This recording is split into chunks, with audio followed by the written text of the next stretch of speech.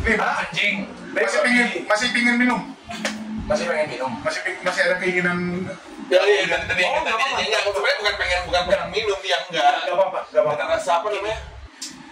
Ini dia rekam Karena udah pernah minum, udah pernah ngerasakan ada kadang tuh kangen dengan rasa tertentu gitu. Ya kan? Memang. Anak paham, wallahi anak paham. Dulunya itu anak pernah segila apa ya saksi di saat itu tahu. Pada Dia tentang rock soalnya. Ada yang tahu nggak? Dia ini grup band metal rock. rocker ya. Jadi Dari culun tiba-tiba. dulu keras banget. Iya itu, Allah selamatkan dari lubang hitam itu. Jadi kebayang nggak orang yang dulunya itu benar-benar identik dengan Homer itu begini, gitu kan? Wah, ini jadi bisa hammer nih. Sampai akhirnya Bukan pas. gua, bukan. Nah, Lu jangan bohong lu. Gua tuh cuman minum. Enggak gini. Kan kalau gua kan usahanya sama orang Jepang. Orang Jepang tuh kan wajib minum kan. Ya, lu nggak minum nggak menghargai kan. Iya, Cuma minum segelas dulu. Oke. Itu mah lepasnya gampang. Iya, itu lepasnya Dengan kan. pada dasarnya fitrahnya antum kan bukan orang yang doyan. Iya. Nah, kalau antum dulu lepasnya itu bagaimana? Ada proses nggak? Apa bisa langsung bismillah pak gitu? Waktu itu saya kan minum tuh ya, ketika saya masuk Islam tuh kayaknya gue merasa nggak doyan lagi sama minuman itu gitu. Alhamdulillah. Jadi gue ngerasa Itu pertolongan Allah. Jadi gue ngerasa pada saat itu gue kerja di dunia malam, udah ketemu ya kalau gue minumnya dapat duit lah ya. Kemudian kalau gue minum nih ditaruhin duit di atasnya minuman, ditaruh nih lu abisin minum, ya gue doyan lah. Kita minum kalau duit, dia minum dapat duit. Tapi subhanallah berarti itu perbedaannya karena dia kerjanya di situ. Nah, apa pada saat itu gue titik ketika gue masuk Islam ya, kita ngomong saya masuk Islam semua dengan perjalanannya, ya gue ngerasa gue tuh nggak pengen lagi, padahal gue jualan kan si Konsto ya, Lokasari ya, belakang gue jual minuman loh bro, belakang gue jual minuman, gue nggak pengen mau beli. Sebenarnya kalau gue mau beli mah, kalau orang nggak bakal tahu kan, tapi gue nggak ada pengen buat beli, Betul. nggak ada pengen gue buat beli karena gue rasa ya udah gue udah masuk Islam dan ngapain lagi. Makanya rencana Allah itu benar-benar Allah nggak ada yang sia-sia. Bikin gue nggak suka gitu. Kalau dulu ya dikit-dikit minum gitu, ngebir dikit-dikit bir hitam, bir putih, kadang-kadang ini ya teman-teman ya kan nongkrong. Tapi sekarang tuh gue nggak pengen lagi, nggak pengen. Salah satu yang membedakan di sini adalah antum di profesi kerjanya dengan itu kan. Memang kalau di lapangan yang anda lihat, kalau yang dulunya kerjanya dengan alkohol, justru malah lebih mudah lepas. Begitu. Karena dulu tuntutan kerja. Tuh. Dia akan ada di titik di mana secara fitrahnya dia udah jenuh sebenarnya sama barang itu. Ditambah lagi Allah mudahan hidayah kita ngejebur. Halas, bersih gitu kan. Nah, kalau Ferry sama Anda belakang notabene dulu kita penikmat penikmat datang menikmati spending money gitu kan. Ya subhanallah, kalau Anda sendiri lepas dari alkohol ini juga sebenarnya ya itu balik lagi wallahi rencana Allah nggak ada yang sisi. Tapi gue bingung deh, gue pengen nanya nih bahas. Lu dulu beneran asli metal rock. Nih gimana cerita nih? Gue sebelum karena minuman ya, gue pengen Kohan cerita dulu nih. Gimana tuh bisa metal rock dari tahun berapa? Dari kuliah kah atau dari mana tuh? Adanya berapa orang gitu? Coba gue banyak. Itu kalau mau tahu detailnya di Ngaji Cerdas sama Baitul Maqdis Ana udah ceritakan full.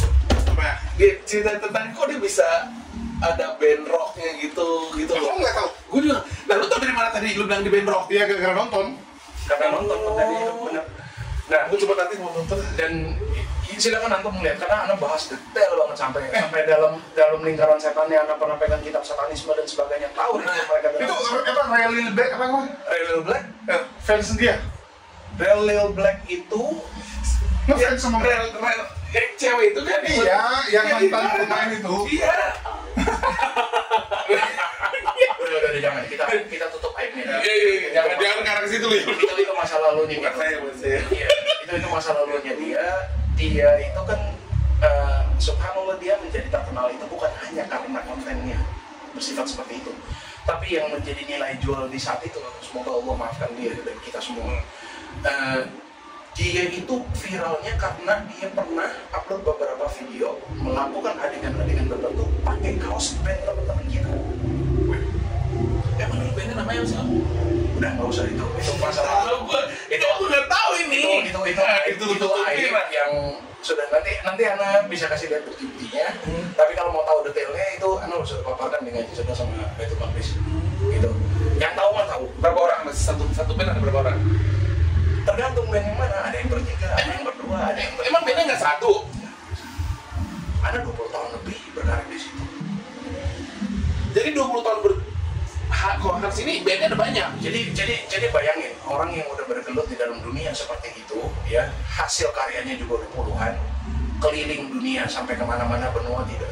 Pada dasarnya tidak ada yang Anda nggak pernah manggung di situ. Lalu tersampaikan dalil mengenai haramnya musik pada Anda. Wonder fight-nya, ya enggak? Makanya Anda akan selalu punya titik atas izin Allah titik belas kasih ketika Anda ngelihat orang-orang yang masih terjerumus di dalam maksiat tertentu, karena Anda tahu jernihnya mereka seperti apa, dan Anda ngerti betul apa yang dibutuhkan sehingga mereka bisa lepas dari situ. Gitu. Dan Anda wallahi tidak akan pernah berani menghakimi siapapun yang masih belum bisa terlepas dari itu, karena Anda tahu betul patahnya seperti apa. Nah, subhanallah, ini kembali lagi ke dasar konsep yang Anda pernah ceritakan ke Julius. Anda dikasih kemudahan karena apa? Anda lemah. Orang yang kuat akan diuji sesuai kekuatannya. Allah tahu, Allah Maha Adil. Anda nggak kuat diuji di poin tertentu, Allah kasih kemudahan di situ. Termasuk masalah khamar ini. Jadi Allah bersihkan dulu raga Anda sebelum Anda diizinkan untuk hidayah di dalam Anda dijemputkan. Karena di suatu saat ketika udah ngebandnya udah gila, ini badan udah mulai nggak bener. Ya, karena pernah obesitas sampai kondisinya seperti apa? Anak kemana-mana itu udah nggak bisa pakai sandal dan sepatu biasa, harus pakai boots yang 20 volt tinggi. Kenapa? Karena biar ngikatnya gampang. Subhanallah, kalau misalnya anak pakai sandal yang ceper dan harus ke bawah, susah. Itu katakan sama perut oksigen nyampe bisa black. Nauzubillah. Nah, tapi notabenenya adalah karena anak sekolah high school, SMP, SMA itu lulusnya di Singapura. Yang notabenenya kita tahu Singapura ada wajib militer. Ya. Sehingga pelajaran olahraga di saat itu kalau memang kalau untuk lelaki persiapan untuk militer. Jadi pengetahuan mengenai fisiologi, exercise, sport science dan sebagainya Anda punya basic nggak punya. Tinggal Anda terapkan kembali. Sehatkan kembali badan ini, nge-gym ulang lagi apa segala macam. Tapi dulu koaksi itu beratnya sempat berapa tuh? Maksimal hampir 110. 110. Ketika di Singapura jadi beratnya jadi berapa? Ketika Anda mulai nge-gym lagi apa segala macam itu udah wajib itu kan karena Anda kan tetap WNI, jadi nggak ikut. Oh, jadi tetap nge-gym dong. Tapi di sekolah. Nah, wajib militer itu kan mulai umur biasanya itu 18 tahunan. Selesai SMA dia akan di-listing. Kecuali alasan-alasan tertentu dia boleh tunda gitu. Sehingga dari SMP itu anak-anak lelaki itu kalau pelajaran olahraga itu udah persiapan untuk wakil. Setiap tahun tuh fitness test tuh dites gitu loh. Jadi Anda udah punya knowledge ini, tinggal diterapkan kembali. Subhanallah, begitu Anda mulai fitness kembali, entah bagaimana ceritanya, karena udah mulai atur pola makan lagi, pola tidur lagi, mulai merasa, gue capek-capek nge-gym, kalau gue sia-siakan dengan minum makan yang gak bermanfaat kan kayaknya bohong. Sayang, iya, betul. Ya, bohong gitu kan. Nah, turun, lepas dari alkohol sedikit jadi sendiri nggak mau. Dan nggak hanya itu, Anda di saat itu yang masih merokok, Allah yang maksa Anda sampai berhenti merokok dengan cara apa? 2013 Antum ingat nggak pernah ribut-ribut gede gara-gara asap kebakaran yang di Sumatera, yang Singapura Marmara? Itu Anda baru pulang manggung dari Bangkok dan kena lockdown di Singapura. Kita touchdown di Singapura, itu kabut di mana-mana, udah nggak kelihatan matahari. PSI naik lebih sampai hampir 400, napas saya sesak. Singapura darurat 1 langsung. Makanya mereka lockdown untuk COVID cepat, karena SARS 2003 mereka udah pernah lockdown. Terus kejadian kabut ini 2013, 10 tahun setelah itu dia lockdown lagi. Nah, Anda juga kena lockdown di situ. Benar-benar sekolah diliburkan, kantor disuruh tutup, jendela memang nggak bisa dibuka. Diperintahkan untuk ditutup. Kenapa? Wallahi antum di saat itu kalau misalnya ada di Singapura, jendela buka sedikit ya, nggak nyampe 1 menit nyesek antum. Di saat kayak begitu siapa yang kepikiran rokok? Iya kan? Iya. Tahu-tahu hari ke-11 udah lockdownnya dibuka dan asapnya udah gua 11 hari nggak rokok. Nah tinggal ternyata ya. Iya. Yang antum denger podcast di Kodong di Masjid Lojo itu jadi Anda lanjutin aja apa ya? Cobain deh, kalau gagal nggak apa-apa. Coba di hari ke-21 Anda balik ke Indonesia, subhanallah Anda cium bau kretek di luar airport di Soekarno-Hatta, itu jadi nggak nyaman kayak dulu zaman lagi kecil. Enak. Jadi Allah paksakan Anda lepas dari Homer karena jaga badan, Allah paksakan lepas dari rokok. Ternyata jasad yang sudah dibersihkan dari semua mudarat itu baru Allah hidupkan kembali hati dan hidayah bisa terjemput. Di reset lah. Iya. Nah, tapi Anda nggak mau munafik. Keluhan seperti Kak Ferry yang wah kangen deh rasa ini gitu kan. Itu.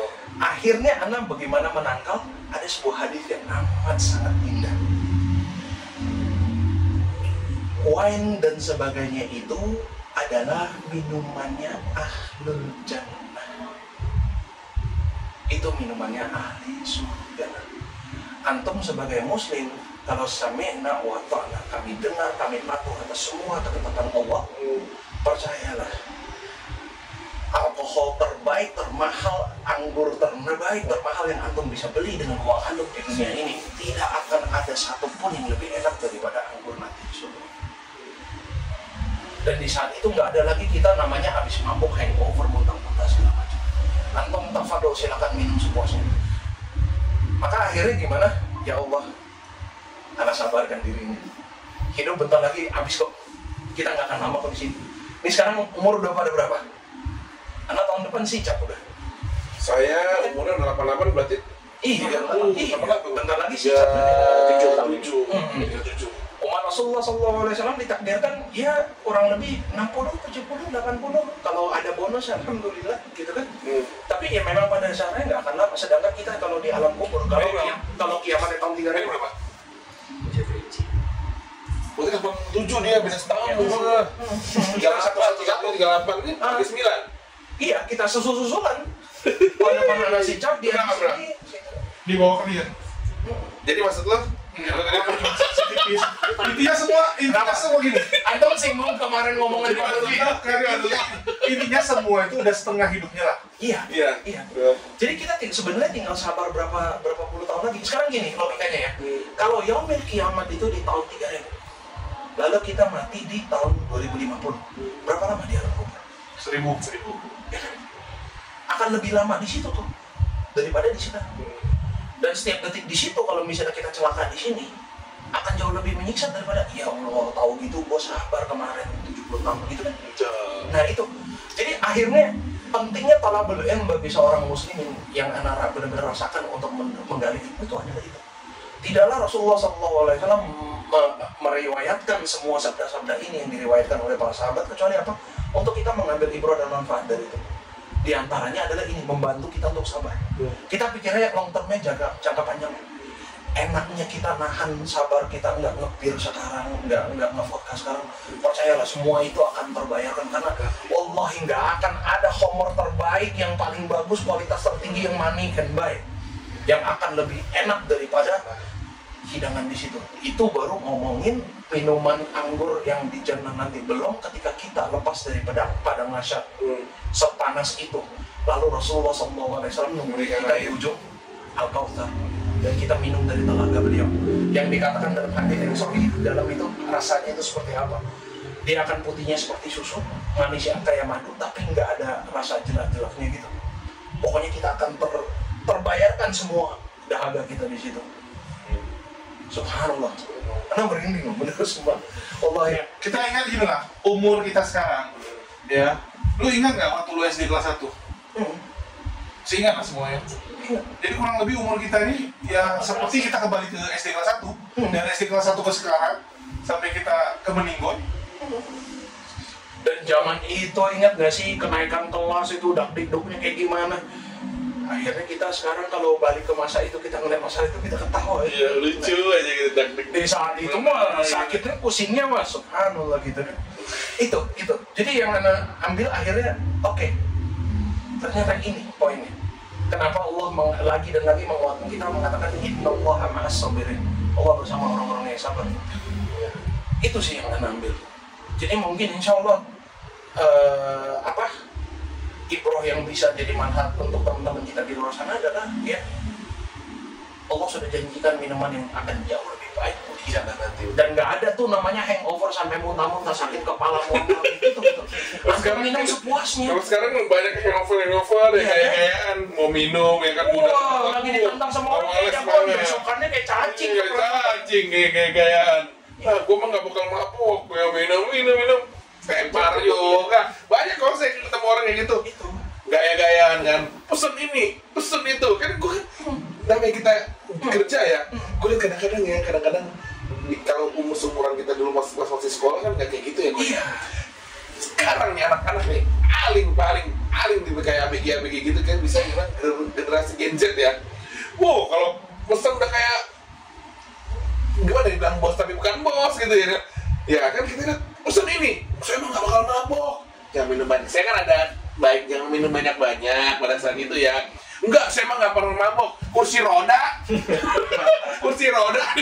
sama security. Ya kan ujung-ujungnya apa? Ujung-ujungnya kursi roda bawa security. Antum tuh bayang nggak? Jalan, semua di jalan. Antum kebayang nggak? Itu Allah masih kasih dia kesempatan loh. Dia dibopong keluarnya itu pakai kursi roda dan bukan keranda mayat. Kebayang nggak kalau misalnya dia datang ke klub itu dalam keadaan dia belum sholat wajibnya selesai.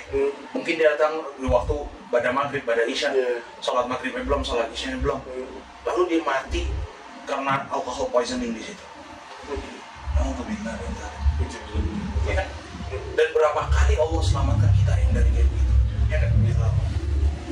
Itu sih yang Anda pikirkan gitu loh. Dan satu kaidah lagi yang semoga bermanfaat buat teman-teman kita di luar sana adalah apa?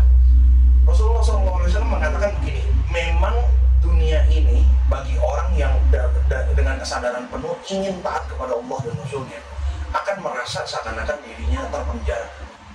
Sedangkan orang kafir yang menolak kebenaran ini, dunia ini akan merasa seperti surga begitu kan? Karena mereka bebas mau ngapain aja.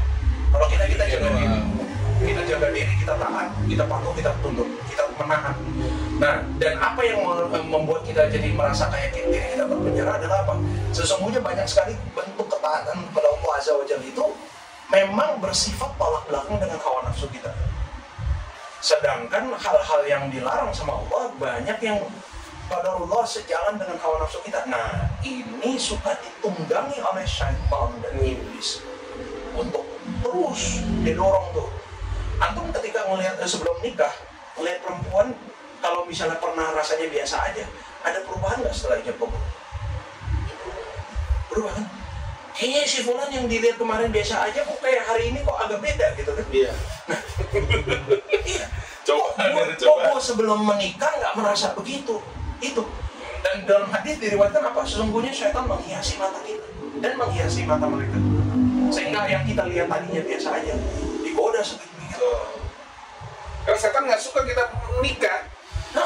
Setan itu adalah iblis itu dia pengen kemenangan terbesar dia adalah menghancurkan dalam rumah tangga. Dikasih medali emas bahkan. Betul. Kenapa? Karena cerai dalam Islam itu adalah hal yang halal, tapi Allah benci dengan itu. Antum kebayang nggak menghabiskan sisa hidup antum sebagai seorang hamba Allah yang melakukan sesuatu yang halal, tapi Allah benci sama antum. Di situ iblis sukses tuh, bikin kita dibenci sama dia. Tujuannya begitu. Betul, karena dia ngasih untuk biar ngikut dia nanti gitu ya. Nah, dan Allah sebaik apa sama kita, Allah nggak nuntut kita sukses. Bisa nggak kita di hari-hari kemudian terpeleset jatuh? Sangat bisa. Tapi pintu tobat selalu dibuka sebelum ajal ya. Antum benar-benar nangis makanya kepada dia dan mengakui sejujurnya, berusaha untuk tidak mengulangi lagi. Allah nggak peduli dosa antum sebanyak buih di lautan sekalipun, sebanyak bintang di langit sekalipun, semuanya dihapus, semuanya dimaafkan, semuanya diampuni. Gitu. Jadi ada seorang sahabat Nabi yang kayaknya antum semua harusnya kurang lebih udah tahu kisahnya. Dia adalah pemabuk. Sulaiman. Radhiyallahu anhu. Ya. Dia tahu nih, dia nggak bisa lepas dari Homer. Lalu apa yang beliau radhiyallahu anhu lakukan? Dia sengaja mabuknya di depan para sahabat. Biar apa? Biar langsung dihukum. Di saat itu ada para sahabat yang cukup gedek dengan kelakuan beliau. Ini orang gimana sih, udah berkali-kali dicambuk masih nggak ada tobat-tobatnya, datang lagi ke kita mabuk lagi, datang lagi ke kita mabuk lagi. Sampai ada beberapa sahabat yang diperintahkan oleh Nabi SAW untuk menghukum dia sambil dilaknat hukumnya. Nabi di saat itu marahnya misalnya sama yang melaknat. Jangan kau menghina orang ini, jangan kau mencaci orang ini. Sesungguhnya dalam hati dia ada cinta kepada Allah dan Rasul. Nah, kisah kayak begini sayangnya di tengah-tengah umat kita tidak sedikit orang menggunakan ini untuk dalih. Berarti gue nggak apa-apa lanjut maksiat dulu yang penting banyak banget nggak begitu. Dia berpikiran seperti itu kebanyakan deh. Jadi dia berpikiran gue maksiat nanti ujung-ujungnya gue masuk bakal, kan sebagai umat muslim banyak banget yang kemarin gue cerita kok ya. Gue sebagai umat muslim dan gue sebagai beragama Islam, udah gak apa-apa, gue mabok dulu dah, nanti juga ujung-ujungnya gue masuk surga. Lu pasti masuk neraka dulu untuk dicuci. Iya, dan 1 detik di neraka itu ngerasa lama banget. Jadi itu jangan remeh loh. Jadi banyak banget orang anggap itu remeh, soalnya lo ini benar. Jadi dia melakukan perbandingan antara seorang muslim dengan kafir. Jadi lu mabuk, gue juga mau mabuk nih, tapi gue mabuk, gue bakal masuk surga karena gue beragama Islam. Dia berpikir seperti itu. Nah itu menjadi titik berat supaya dia berpikir, gue bodo amat lah, gue mabuk aja deh. Gitu loh. Pentingnya kenapa Rasulullah SAW mewajibkan agar kita menuntut ilmu dan berhati-hati dari siapa kita mengambil ilmu itu adalah ini. Nih, dia mungkin berpikir kayak begitu. Artinya dia anggap remeh dosa itu. Iya. Nah, masalahnya ada nggak hadis mengenai orang yang meremehkan dosa? Ada. Barang siapa meremehkan sebuah bentuk maksiat, dosa yang karena dia anggap kecil lalu dia mengecilkan dosa tersebut, akan dicatatkan dosa itu sebagai dosa kecil atau dosa besar untuk dosa besar. Karena intinya sebenarnya bukan masalah dosanya itu kecil atau besar, enggak. Antum sebagai muslim yang seharusnya berserah diri, kok bisa membangkang Allah? Itu harusnya yang ditanamkan ke dalam jiwa. Bukan masalah dosanya kecil atau besar, kok bisa antum menantang Allah? Dan sebaliknya kalau ada dosa kecil yang kita lakukan, tapi saking hati-hatinya dan saking kecewanya kita sama diri kita sendiri, kok bisa kita menantang Allah? Lalu kita menangis karena telah menzalimi diri sendiri dengan perbuatan yang dosa kecil ini. Allah catatkan apa? Pahala besar atas air mata kita itu, dan akan diampuni karena kita telah menganggap dosa kecil ini sebagai besar. Karena yang dilihat adalah sebenarnya bukan kadar kecil besar dosanya, tapi lebih ke perbuatannya itu sendiri. Anda yang sebagai seorang hamba kok mampu Anda membangkang itu. Kalau itu udah ditanam, insya Allah mereka akan berubah mindsetnya. Biasanya yang meremehkan dosa ini karena belum tersampaikan hadis tersebut. Jadi nggak tahu. Sama terakhir sebenarnya yang di sini lebih parah adalah apa? Antum pernah kepikiran nggak kenapa dalam surah yang paling pendek yang anak-anak TK aja hafal, wal asri innal insana lafi khusri illa alladziina amanu wa amilus solihati wa tawassaw bil haqqi wa tawassaw bis sabr. Allah perlu nggak bersumpah kepada kita? Nggak perlu. Dia azza wa jalla tetap akanlah sang pencipta yang maha kuasa tanpa dia harus menjanjikan apapun kepada kita. Tapi Allah bersumpah atas nama waktu di dalam itu. Demi waktu, demi masa. Innal insana lafi khusr. Tidak akan ada seorang pun manusia kecuali dia dalam keadaan merugi.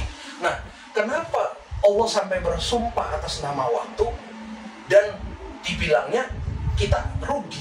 Berarti manusia yang dalam keadaan merugi itu sebenarnya ada kaitannya nggak dengan waktu? Ternyata ada.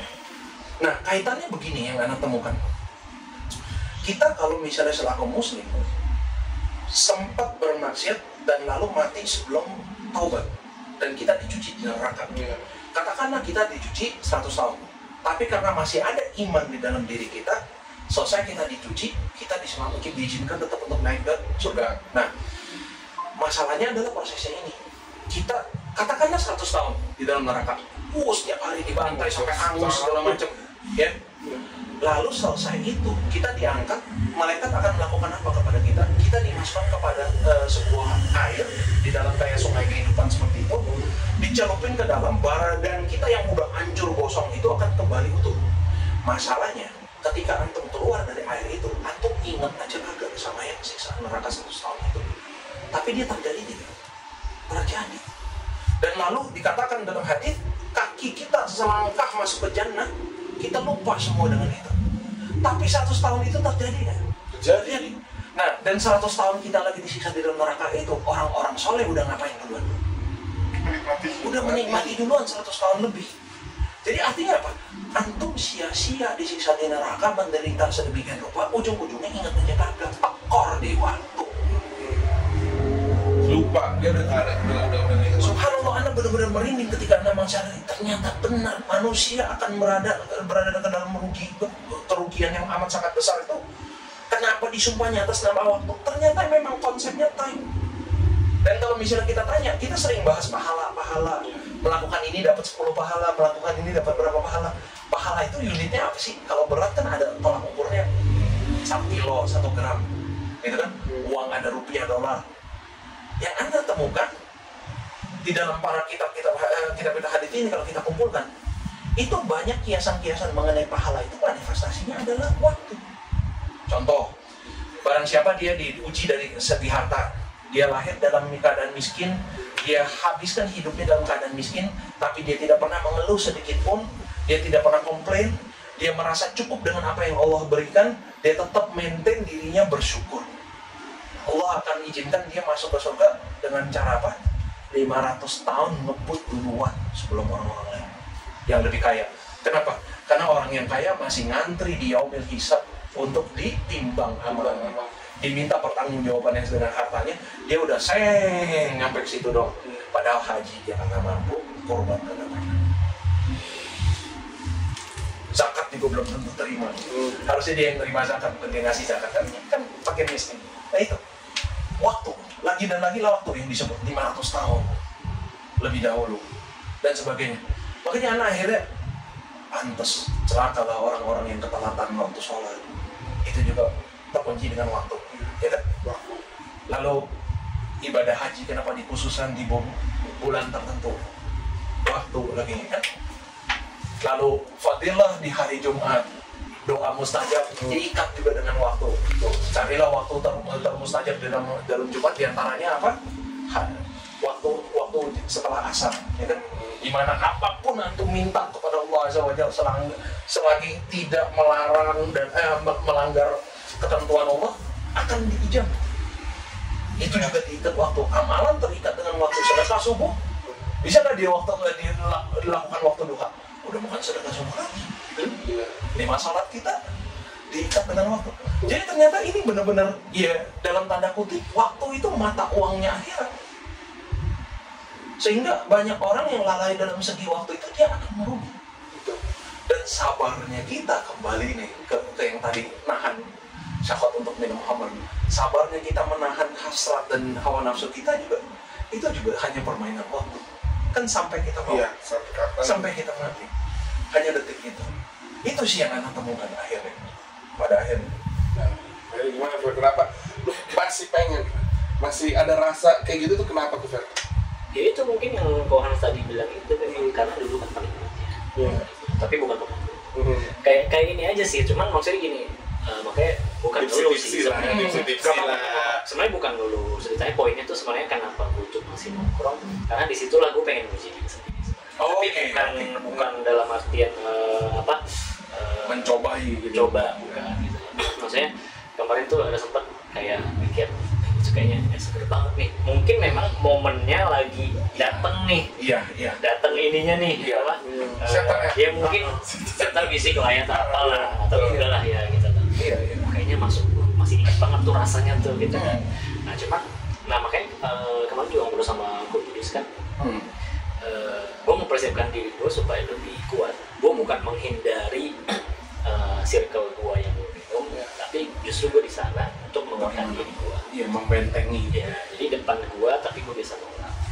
Itu sih kalau sebenarnya. Itu bisa jadi ajang dakwah juga kalau misalnya bisa nahan itu semua. Iya, kalau kejut orang nanti, kok bisa gitu? Kalau bisa gitu. Walaupun akan ada beberapa ulama menasihati agar tidak dilakukan itu. Iya. Karena kita nggak pernah tahu kapan kita akan Tapi kita juga nggak ya betul. Antara kita bisa ngikut, ya, harus mereka yang ngikut, mereka ikut kita gitu. Iya, Tapi harus hati-hati. ya Bismillah aja sih. Mungkin kan hidayah nggak ada yang tahu ya. Makanya kayak cerita Kohanas tadi itu sebelum dapat hidayah itu kan Allah dalam artian mengujikan diri dulu kan. Iya. Sebelum gue tuh gue udah belajar. Iya. Berapa lama? 8 tahun. 8 tahun belajar. Nah, tapi berarti maksudnya belajar bertim sebelum gue mulai kan di bulan Maret waktu itu. Bulan Maret, nah beberapa bulan sebelumnya tuh gue udah stop 3 bulan lah. Iya bagus sih. Artinya dia masuk dengan keadaan sadar dengan udah memprepare gitu. Nah memang nih mungkin satu pertanyaan lagi. Antum biasanya kalau misalnya lagi minum ada makanan-makanan tertentu yang relate dengan minum. Misalnya gue biasanya minum apa itu makanan dengan apa? Dorongan, babi panggang. dorongannya apa? Kalau lu apa biasa dulu?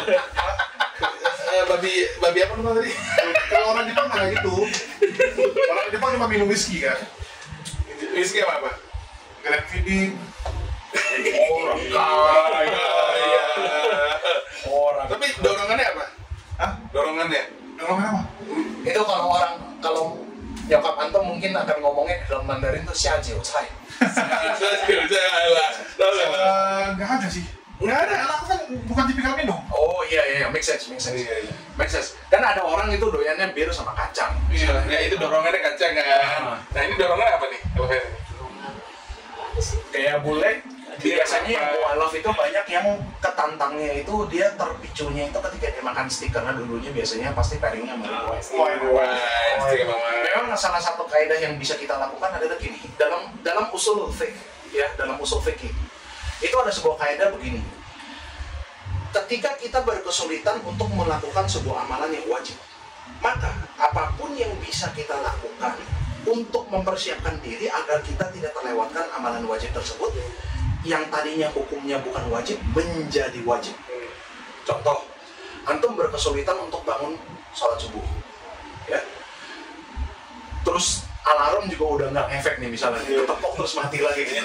Ya. Tapi antum tuh pasti bangun kalau dibangunin sama orang.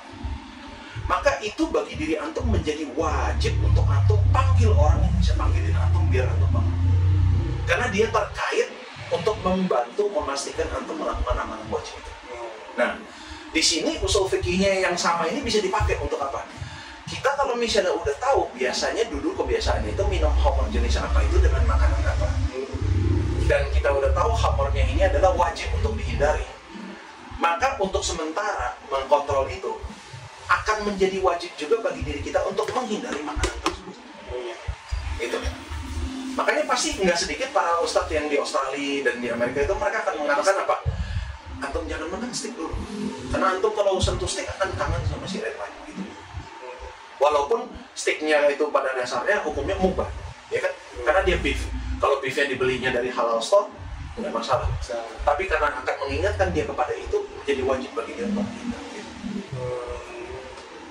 Kayaknya ada orang-orang tertentu yang nggak bisa jaga pandangannya, dia akan tergoda syahwatnya karena melihat sesuatu terus lari ke WC, antum nggak tahu ngapain ya. Waduh. Itu ngapain dulu kok? Nah, yang kemarin ngapain? Nah, itu bisa jadi menjadi wajib. Itu bisa.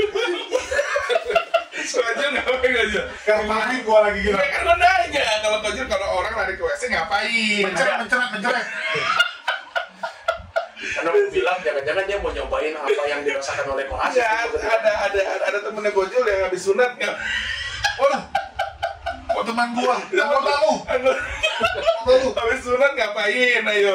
Luar biasa, habis itu bisa gitu. Gitu. Itu nggak berdarah lagi. Berdarah. Ada semacam penyakit itu memang dicari sih. Itu mungkin apa? Nggak bernanah tapi kan nggak infeksi. Berdarah. Jadi infektisnya itu mungkin suka yang sakit-sakit tuh. Ya Dia pikirannya serius dia habis sunat. Dia habis sunat. Sunatnya bukan laser loh, sunat gunting lo ya.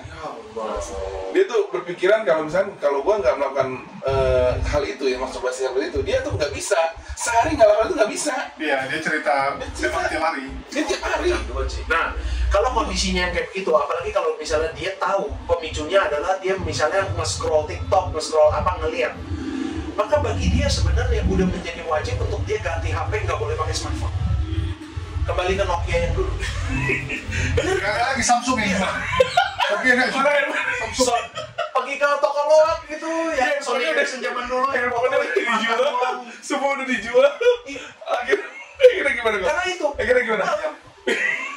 Jadi secara usul fikih itu memang seperti itu. Jadi kalau misalnya berkait dengan amalan wajib yang itu akan terganggu, kalau ada ada sesuatu yang bisa kita lakukan sehingga kita mampu melakukan amalan itu yang tadinya adalah choice, adalah pilihan, menjadi wajib bagi dia melakukan itu.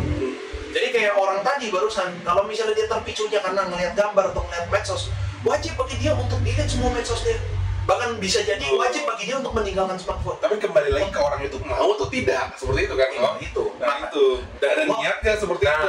Dan Allah nggak maksa, dalam surah Al-Kahfi juga kan dikatakan begitu. Wa qul haqqu bi rabbikum faman syaa'a falyu'min wa man syaa'a falyakfur. Barang siapa ingin mentaati, silakan dia menjadi seorang mukmin. Barang siapa ingin mengingkari kebenarannya, silakan dia kafir. Gak apa-apa.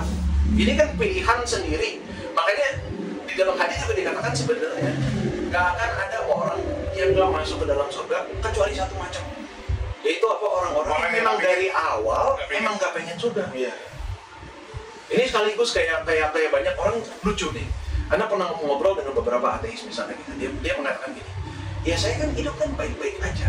Saya bisa kontrol diri untuk melarang diri saya berbuat buruk dan sebagainya. Lalu saya banyak beramal.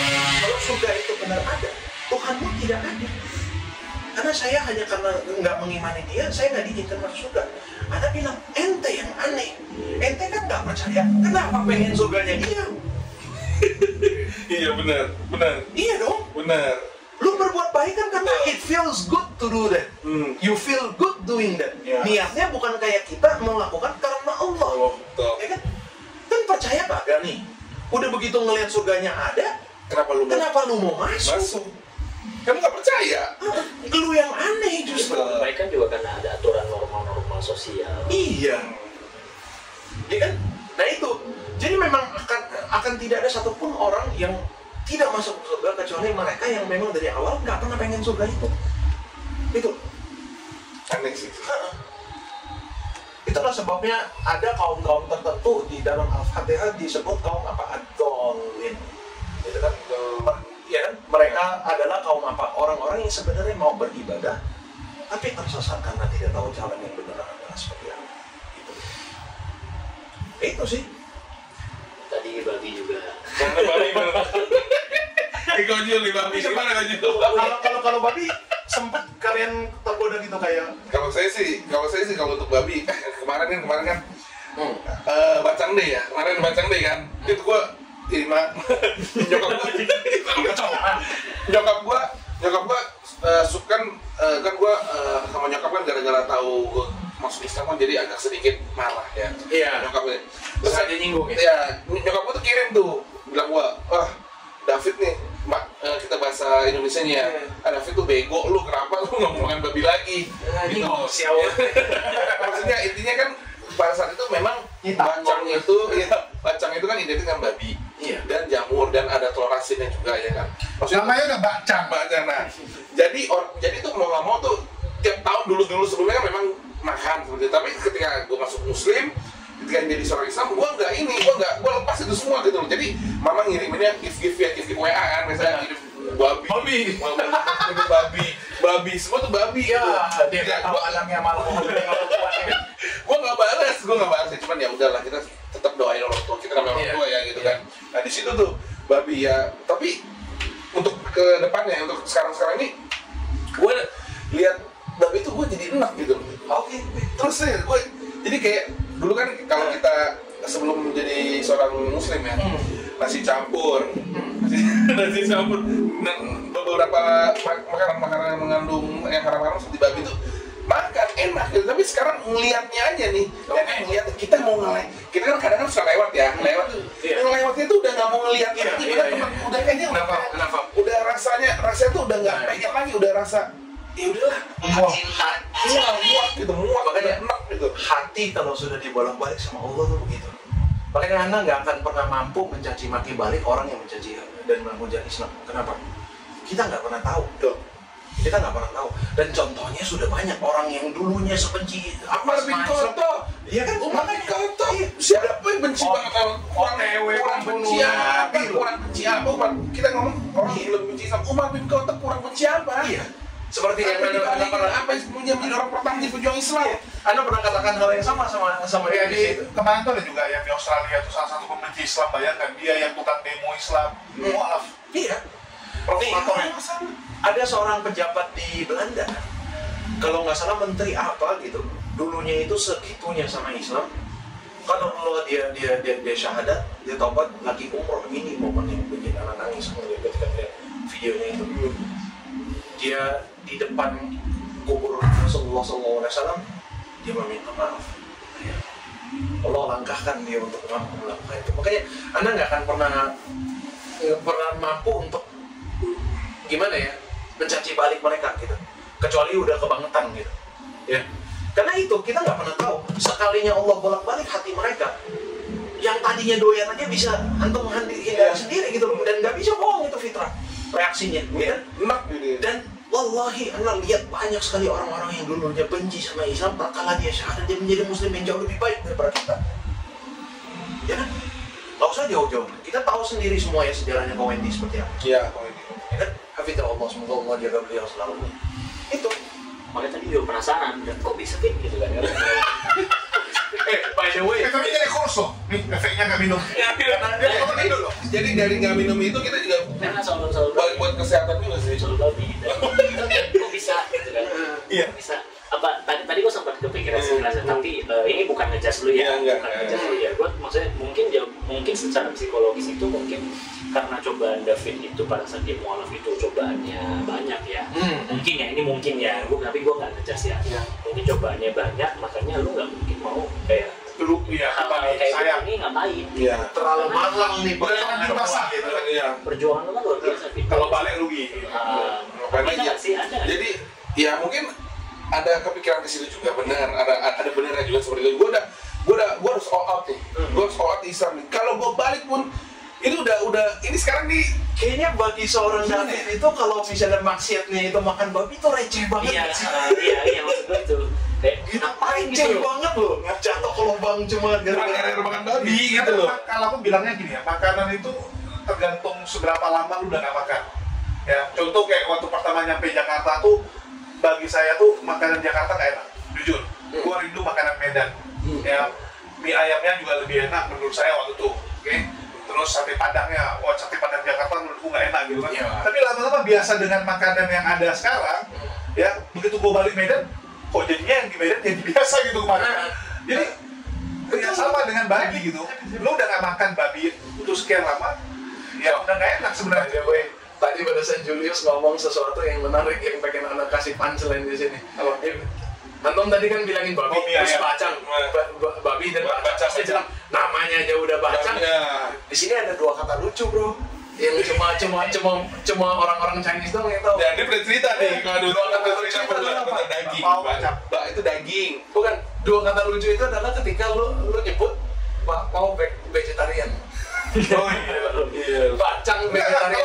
Ada baknya lu bilang vegetarian, ya bukan bakpao, bukan bacang. Ya, sama dulu waktu pertama gua ke Jakarta, ya, tulisannya bakpao Muslim. Gerobaknya bakpao Muslim. Ya nggak salah sih, karena baknya tinggal daging, tinggal daging apa gitu ya. Ya karena di pikiran orang Indonesia, bakpao itu ya nama kue itu, padahal kan Iya. itu namanya pau. Iya. Betul. Diisi bak, makanya jadi bakpao. Diisi sayur jadi cai pao. Ini disebutnya bakpao vegetarian. Vegetarian. Itu dua kata lucu. Orang nggak tahu. Ada tuh selling-sellingnya kan, bakpao Muslim. Bakpao Muslim. Itu kami selalu dulu gangguin, ini orang Jakarta nggak bisa Mandarin, Memang kan rata sih orang nggak tahu ya. Memang nggak bisa. Jadi di sepretin dengan kata-kata seperti itu kan bakpao. Jadi orang tahu viralnya bakpao di gua. Ya sama kayak bakmi ya. Iya. Bakmi sekarang orang Jakarta semua pakai bakmi ya. Harusnya Bakmi dong kan. Iya. Saya pernah mie. Udah. Tapi memang sebenarnya kalau kita kaji penggunaan bahasa kayak begini ya, ba identik dengan B2, itu menarik loh, setiap negara ada loh. Melayu kalau misalnya bilang daging itu biasanya yang keluar apa? Babi, sapi. Sapi kan, ya kan? Ya orang Sup daging apa pasti keluar sapi kan? Ternyata orang Jepang juga sama, kalau ngomongnya yakiniku yang keluar pasti sapi.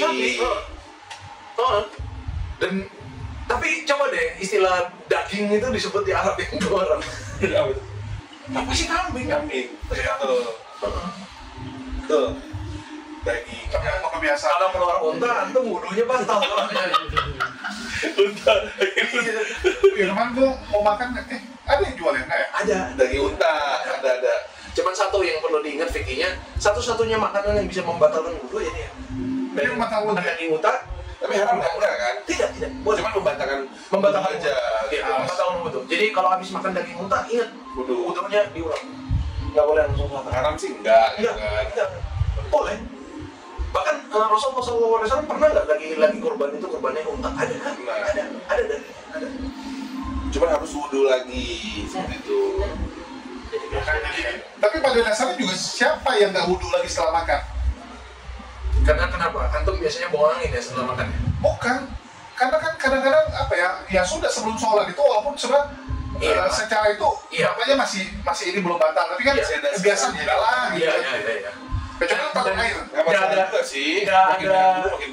Nggak ada buruknya untuk diperbarui. Iya, sekarang cuci muka kan? Kecuali yang antum bilang itu takut air, betul. Ada orang hidrofobia itu. Enggak, psikoles. Dia takut. Psikoles itu jaga wudhu benar. Jadi gue bilang, anjir lu 3 kali sholat, wudhunya belum batal. Yang benar aja gue bilang. Iya, lu nggak ketahuan deh. Iya. Karena dia takut air. Dia nggak suka. Dia bukan takut, dia nggak suka. Karena ada kondisi psikologi yang memang benar-benar orang itu takut sama air kayak kita takut sama cicak dan tikus itu ada. Disebutnya hidrofobia. Hidrofobia. Itu disebutnya hidrofobia. Orang kayak begini kalau tinggal di negara yang banyak hujan, wah, tekanan batin dia. Benar.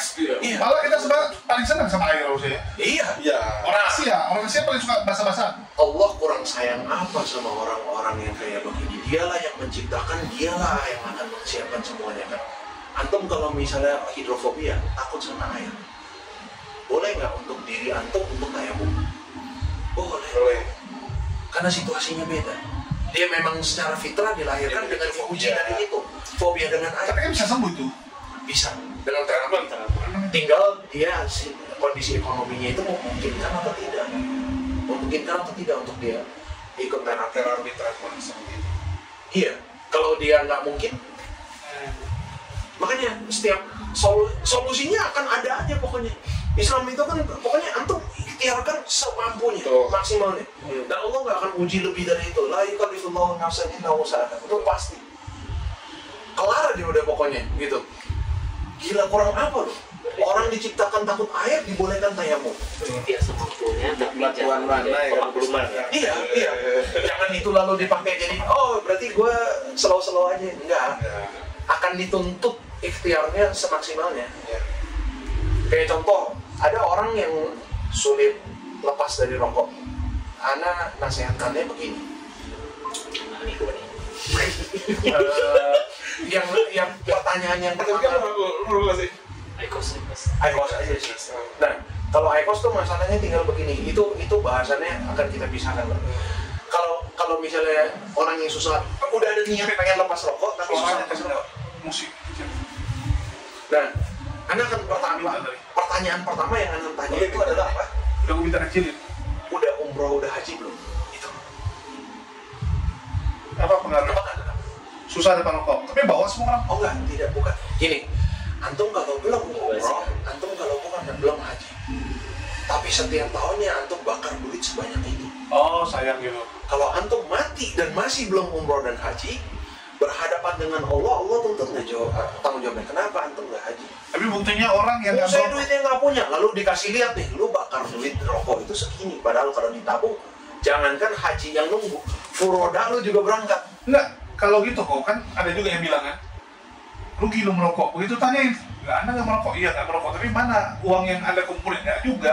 Sama, akan ditanya kayak begitu. Makanya pengeluaran kita yang mubazir, nah ini akan balik ke kalau masalah Aikos dan yang lain. Sama kayak minum kok. Aku punya teman, ya dulu, padahal dia tuh kerja loh. Kecuali dia kaya raya ya, atau oke. Lo tau nggak dulu waktu kami masih kuliah tuh, dia bela-belain ngajak rame teman-teman supaya billing paling gede, supaya dia jadi gubernur di klub itu. Jadi klub itu ada bikin kayak customer dengan billing terbanyak, dipajang mukanya selama 1 bulan.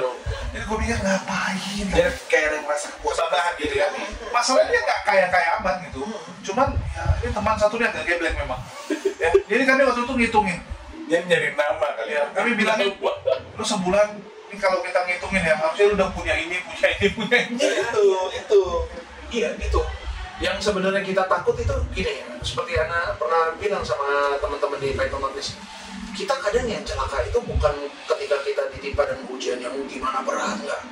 Kita lebih celaka itu sebenarnya tatkala dia adalah ujian tapi kita nggak sadar dia ujian. Iya. Ibarat antum dulu kalau misalnya lagi di sekolah gitu kan, wah ngisi nih komplit nih di depan nih, apa yang pilihan ganda semua. Di belakang ada soal esai lu nggak kelihatan. Yang itu sekali diisi 50 isinya skornya. Antum kosong di situ, matilah. Ya kan? Sebenarnya yang lebih celaka adalah yang kita nggak sadar. Sadar. Dan biasanya ya itu setan bermainnya di lubang-lubang kecil itu. Karena itu yang nggak berasa, lalu sedikit-sedikit menjadi bukit. Iya. Terus kembali ke kaidah tadi, diremehkan, dianggap nggak penting, sehingga Allah murka dengan itu dan catatkan dosanya itu dosa besar. Permainan lah. Permainan setan dan iblis seperti itu. Ya, proses memang perlu. Ada orang memang mampu, dia lebih kuat, dia bisa bismillah tinggal langsung tinggal gitu. Ada orang perlu dengan tahap dikurangin. Ya, dia sebenarnya udah minum udah enggak, makan mati udah enggak. Mulai kos pelan-pelan. Proses konten, proses. Lu juga merokok lu. Kan udah enggak. Sekarang kan lu kan udah lihat gue udah enggak. Lu kemarin ada merokok deh. Kemarin mana ada? Masa sih? Kemarin. Masa sih David? Udah enggak ngerokok gua. Merokok ya? Si kores kali itu mah. Bah, kalau kores nggak usah ditanya, memang merokok terus di mobil lu merokok. Iya, dulu iya rokok. Anak-anak sampai nggak enak sama si Kores tuh nggak? Karena pernah apa? Dia pernah dihujat sama netizen di komentar. Oh iya, kondisi Karena podcast sama Ana. Terus mereka bilang, nah sumbernya kagak dan lu ngopul terus David itu, lu nggak menghormati narasumber penjual. Mungkin Habis. Dulu iya, kalau saya sih dulu iya rokok. Cuman kadang-kadang sering-sering kita namanya minum sering rokok, tapi pelan-pelan ya. Nggak tahu kenapa kadang-kadang jadi nggak pengen ngerokok juga. Gitu. Sekarang kayak sekarang tuh gue juga jadi nggak pengen ngerokok juga. Lu tahu nggak? Kadang-kadang kalau kita ngumpul rokok ya kemarin kayak kalau kode masih kadang-kadang ya kalau masih sebatang ya waktu pada saat itu di DJN ya, DJN ya pokoknya itu memang gua akuin ya memang satu gitu. Cuman kedepannya udah nggak ngerokok lagi.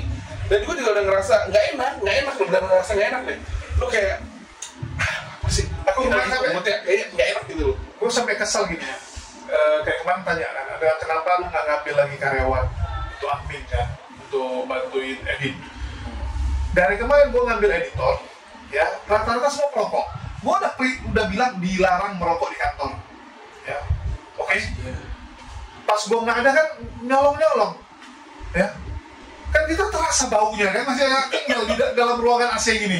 Kan tetap begitu kita masuk tahu, anjir merokok lu ya. Nggak ada pak, apa yang nggak ada masih kecium kok baunya. Ketahuan. Padahal tinggal merokok di teras, cuman orang malas kan sambil kerja merokoknya kan. Itu tadi gue sampai Laptopnya aja di bawah gitu. Takut jatuh banget. Jadi PC kayak pakai PC ya. Oh, oke. terus aku sampai enggak, laptop juga kan ribet, orang itu kan tetap lebih suka sambil di meja ngerokok kan. Jadi aku sampai bilang ini apa, aku besok kalau nyari karyawan lagi aku tambahin syaratnya nih, kalau perlu salafi aja. Ya pasti rokok. Iya. Walaupun juga masih ada yang masih lagi proses lah gitu. Sebenarnya itu sama, kembali lagi, Ana nggak akan pernah berani untuk bersikap buruk dengan orang-orang dan teman-teman kita yang sudah notabene seiman, tapi ada hal-hal tertentu yang dia masih belum bisa tinggalkan. Karena proses setiap orang itu memang dia nggak akan sama, itu pertama. Kedua, ya Ana bisa meninggalkan lebih cepat, lebih dulu dari orang itu bukan karena Ana jago, karena Allah tahu diri ini lemah, makanya dikasih kemudahan gitu. Bisa terjadi mereka justru yang lebih kuat di antara kita berdua gitu kalau benar-benar mau dibandingkan. Dan urusannya tinggal tanggal mainnya aja, cepat atau lambat aja dia bisa meninggalkan itu kan. Gitu. Makanya jadi kalau urusan kayak begini Ana tanyanya itu dengan motivasi, dengan ya kita cross compare-nya itu dengan apa gitu. Biasanya yang ngerokok yang Ana tanyakan itu udah umroh atau haji belum gitu. Tapi kalau orang ini kan bilangnya gini kok, terutama orang-orang NU ya, kok jadi singgung ini ya. Orang ini kan ciri khasnya itu kan pakai masker, saya ingin kayak Ko Julius ya. Ciri khasnya itu kan sambil membedah kita tuh kan wajib merokok tuh. Iya. Itu susah juga sih. Jadi kalau udah buat itu dengan saya pakai masker. Kalau saya sih ini ya, rokok tuh ya pilihan hidup orang dan kita juga nggak menghakimi. Cuman ya kalau kita kan karena nggak merokok, begitu kena rokok plus AC itu paling sakit kan. Jadi arahnya kesehatan kok, ya kan arah kesehatan. Gue udah kayak gini, udah kayak Julius loh. Ada Bang Sumar belum juga? Gini. Nggak ngaruh di antum, tau nggak kenapa? Bentuk rambut antum. Ya, gue sebut. Lu udah lihat anaknya lo? Belum. Anaknya, lihat dulu. Udah mulai sama. Kamu udah sama, jadi gue bilang, ngapain nih antara rambutnya gue kayak gini? Bapaknya, aduh. Karena tuh pengen nungguin kapan ngeliat dia tahallul gitu loh, kalau udah botak habis tawaf gitu. Kan mukanya kayak apa? Kan mulai dikit. Boleh dikit dong. Ya ngapain? Botak sekalian ya.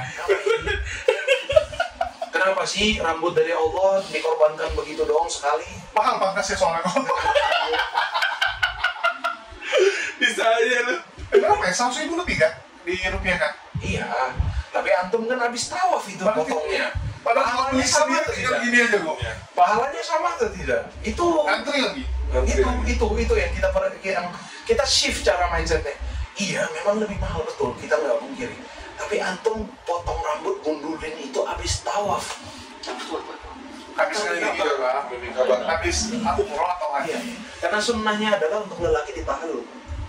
Dan Nabi dan para sahabat habis botak.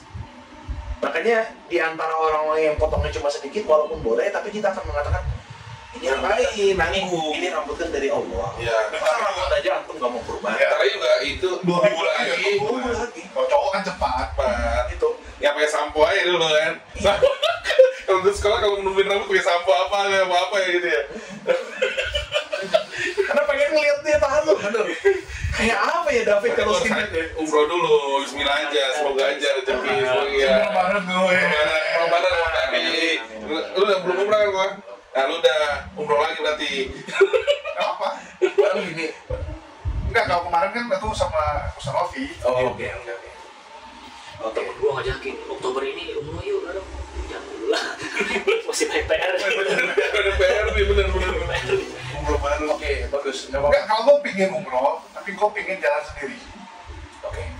Jadi kalau kita Sayang umroh sih tuh, sebenarnya. tinggalin pikiran-pikiran mau ngapain di salah tujuan kita buat Allah. Kalau kita umroh Iya, ya. iya. Jadi gini, mungkin gue pernah dengar cerita dari siapa?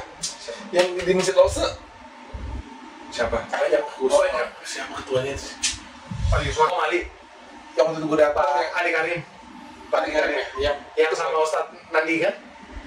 Kita bertiga kan? Bukan dia sendiri, dia yang di situ siapa ya kok yang Ustaz Naga bukan sih? Ustadz Naga. Yang jarang datang deh. Oh, yang jarang datang. Ada tuh tiba-tiba lu nyari dia mulu nggak ada, pas gua datang ada. Siapa itu ya? Siapa gua lupa namanya tuh. Ustadz Yusman nggak mungkin, kan selalu ada. Ketuanya siapa? Pak Ali. Itu Pak Ali bukan namanya. Pak Ali Yang kalau Pak Ali kan yang habis kita sholat Jumat terus kita duduk bertiga sama Ustadz Nando. Sama Ustadz Ya Nandi. itu. Iya. Itu dia kan bilang mengajarkan kalau misalnya kalau kita mau umroh atau mau haji gitu ya, kita hilangkan pikiran-pikiran kita mau belanja ini, mau Enggak, memang tapi boleh gini. Tapi boleh gini misalnya gua kesana nih rencana misalnya 20 hari, 10 harinya posisi ibadah, 10 harinya lu baru jalan. Iya. Jadi afternya silakan. After silakan. Dan memang banyak kan paket yang seperti itu, umroh plus Turki, umroh plus apa. Tapi sayang sih kalau aku bilang plus Turki, kenapa? Karena Arabnya juga sebenarnya kan banyak tempat spot bagus yang lu nggak pergi gitu. Biasanya sih yang ke Turki itu dikaitkan karena udah ke Masjidil Haram, udah ke Masjid Nabawi, sekalian lihat Hagia Sophia. Biasanya begitu. Iya, biasa gitu. Cuman masalahnya lu di Turki nanti cuma 3 hari, ngapain lu? Ngapain 3 hari di situ gitu kan? Habisin tiket pesawat doang gitu. Ya udah paket sih. Tapi biasanya. Tapi sebenarnya kalau misalnya Koferi jadi berangkat Oktober pun sekarang tanggal berapa? 23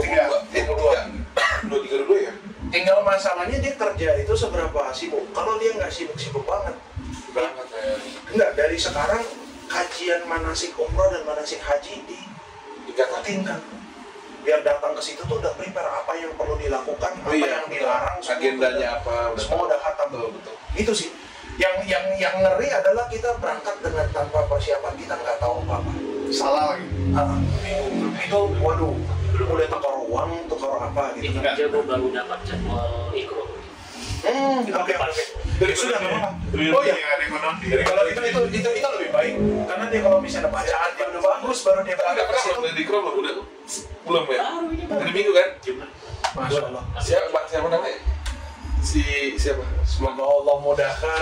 Dia cepat bisa. Sama nggak sih? Nggak aku banyak teman nawari gitu kan. Yuk, lu kalau pergi sendiri lu nyewa Pintar, kan? agak jauh. Khusus pintar Kalau pagi sampai malam tuh di situ aja kan. Julfa. Gak beda. Seperti itu Julfa. Tapi memang entah kenapa aku rindu Madinah sih. Pasti. Madinah. Malah kalau Mekah jujur karena orang nih. Orang Antum sempat ngeliat video vlognya orang ini nggak? Karena lupa dia dari Norwegia apa dari Swedia. Orang kafir, tapi berhasil masuk ke Madinah. Allah alam caranya gimana? Nangis dia di dalam situ. Jadi kalau orang kafir aja berada di Madinah ya bisa merasakan batinnya seperti itu. Apalagi antum yang udah pernah menginjakan kaki. Aku bilangnya malah lucu tau Pak. Kalau kita kan dulu pikir kayak kota 24 jam tuh kayak Las Vegas, ya, atau enggak kota-kota besar lah gitu kan. Tapi kalau dipikir, coba lihat kota besar pun, Las Vegas sekalipun yang 24 jam mana sih cuma di dalam gedung kan. Lu di jalannya juga sepi gitu kan, kalau udah jam 1 pagi 2 pagi gitu kan. Tapi di Mekah sama Madinah, makin malam makin ramai orang. Lu kalau mau cium Hajar Aswad jangan coba-coba malam, lebih susah. Siang lebih gak ada orang. Panas ya. Iya lebih panas. Nggak panas sih, karena kan anginnya lagi dingin kan. Jadi kalau malam, gila, nggak bisa gerak.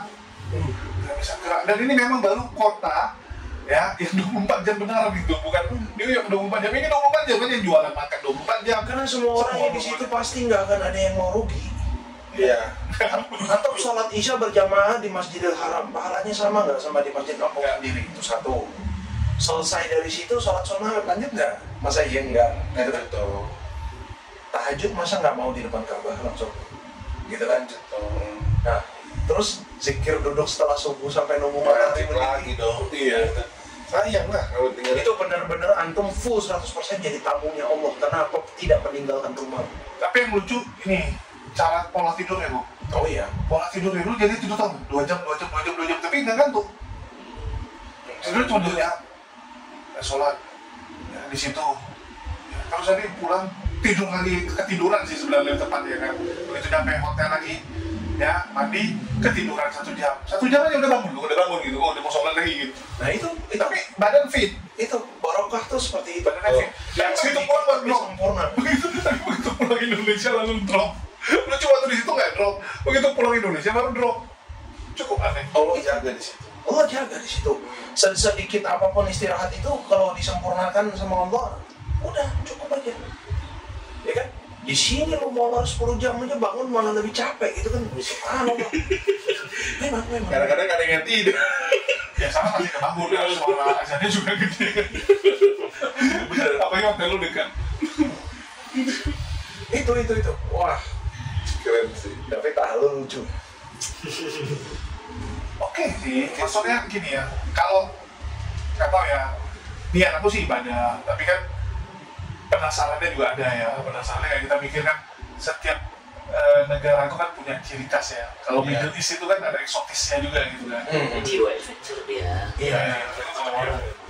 Malah aku kemarin bikin tahu, ada yang lebih lucu, ada yang bikin, mereka bikin pakainya tau nampak kilas perjalanan Nabi. Oh iya. Itu keren tuh. Jadi jalan kaki dari Mekah ke Madinah. Itu ada tuh. Tapi ada mobil yang ngikuti, jadi begitu lu nyampe ke checkpointnya, udah disiapin tendanya Dan sebagainya. Jadi mereka menganggap kalau lu di Mekah, ya dindingnya, lantainya itu kan udah baru, bukan menginjakkan lokasi yang sama dengan Nabi kan. Itu program pemerintah itu awalnya. Jadi kalau yang lu di gurun, ya itu gurun yang sama yang lu injak dan langit yang sama yang lu lihat gitu kan. Betul. Dengan para sahabat dulu gitu. Iya. Itu lucu sih. Aku malah mikir, ini Antum besok pergi ya enggak? Nabi sana berapa hari tuh Bu? Oh iya. Tapi keren juga gitu kan. Artinya kan lu kayak contoh orang kayak ke Dubai tuh, ngambil tour yang ke gurun pasir kan. Nah, ini kan sekali kan udah. Iya. Tinggal di gurunnya. Itu kalau orang yang benar-benar datang ke situ dengan beban di dalam hatinya terlepas itu di situ. Apalah beban hidupku. Iya. Kalau udah ngerasain hijrah yang jalan kayak begitu. Kadang bukan yang Tapi apa. lebih gampang kok, soalnya kan udah disiapin semua. Kalau lu pingsan juga ada mobil. Betul. Ya, Jadi udah kebayang ada. nggak? Dan di saat itu para muhajirin itu jalan dalam keadaan seperti apa, gitu kan? Resiko dibunuh orang dari belakang. Iya. Para penjara itu selalu diserang, dirampok. Terus Kita daerah liar. Kita udah bayangin dulu haji zaman dulu naik kapal. Naik kapalnya berbulan-bulan, bawa beras, bawa ikan teri, masak di kapal, pakai kompor yang bijaksana, ya. Terus berikutnya generasi yang pakai pesawat, tapi pesawatnya masih harus transit, nggak bisa langsung kan dari Indonesia biasa ke Kolombo Itu dulu. pahalanya nggak ada yang sama. Pahalanya nggak ada yang sama. Lalu apa kabar orang-orang di zaman itu yang perjalanannya dari Mesir ke Masjidil Haram itu jalan kaki? Jalan kaki. Ada kisah orang soleh bahkan menggendong ibunya yang sudah lama Iya. sampai ke Masjidil Haram. Gila. Kadang-kadang memang perlu napak tilas sih. Lu juga napak tilas. Itu lo waktu kemarin ke ke Gua Hira, ya kan Musa Alfi bilang, "Ojol ngapain loncat ke situ gitu kan?" Oh, gue loncat langsung kan. Jadi saingan sama orang Pakistan semua kan. Kalau orang Malaysia pada nggak mau gitu, karena kan badan kita lebih kecil kan. Ya kalau orang Melayu kan ya lebih kecil gitu. Kalau orang Pakistan tuh kan sama orang kulit hitam tuh kan gede-gede kan. Ya udah, tapi seru sih. Kayak cium Hajar Aswad. Aku pegang tapi nggak cium karena aku takut kepala aku masuk nggak bisa keluar. Iya, karena ini kan gantian nih kan, udah pada sibuk berumur kan. Yang satu ini dia kepala masuk, dia mau keluar. Yang orang kan yang penting cium sekali udah keluar kan. Masa dia nggak bisa keluar karena yang satu narik, yang satu dorongin. Ya udah di situ tuh kepala dijedot itu gitu. Kejedot gue sampai mikir ini kepala gue kalau masuk. Tapi dia kalau mati di situ mati syahid. Gue terakhir Dan orang sedikit tangan yang ngejorokin dia, yang menzolimi dia akan diminta pertanggungjawabannya di yaumul hisab nanti. Tangan yang narik juga sama ya? Iya. Makanya kita tuh harus disiplin itu begitu. Jadi orang belajar sabar tuh begitu. Ya sebenarnya kalau dianterin semua pada dapat, cuman gara-gara berebut gitu sih. Kenapa ya gitu ya? Kenapa ya? Maksudnya Susah. kalau di Arbudian tuh antri. Padahal itu amalan yang gini, tanpa mengurangi rasa kesan yang mengecilkan atau apa. Itu bukan bagian dari prioritas yang kalau rukun yang tidak dikerjakan lalu semuanya batal loh. Enggak loh. Kenapa berebutannya sampai kayak gitu? Iya. FOMO. Apa yang Iya sih, memang si FOMO sih. Ustaz Novi yang lucu, tenang, Kojul. Dia bilang, tenang Jul, aku kecil, aku nyelinap gitu kan, dari bawah. Terpental. Aku lihat dia ketawa. Coba sekali terpental. Dia sosok nyelinap, tunduk-tunduk gimana? terpental dia. Kalau aku ikut arus aja kan, tabrak ini sampai depan. FOMO.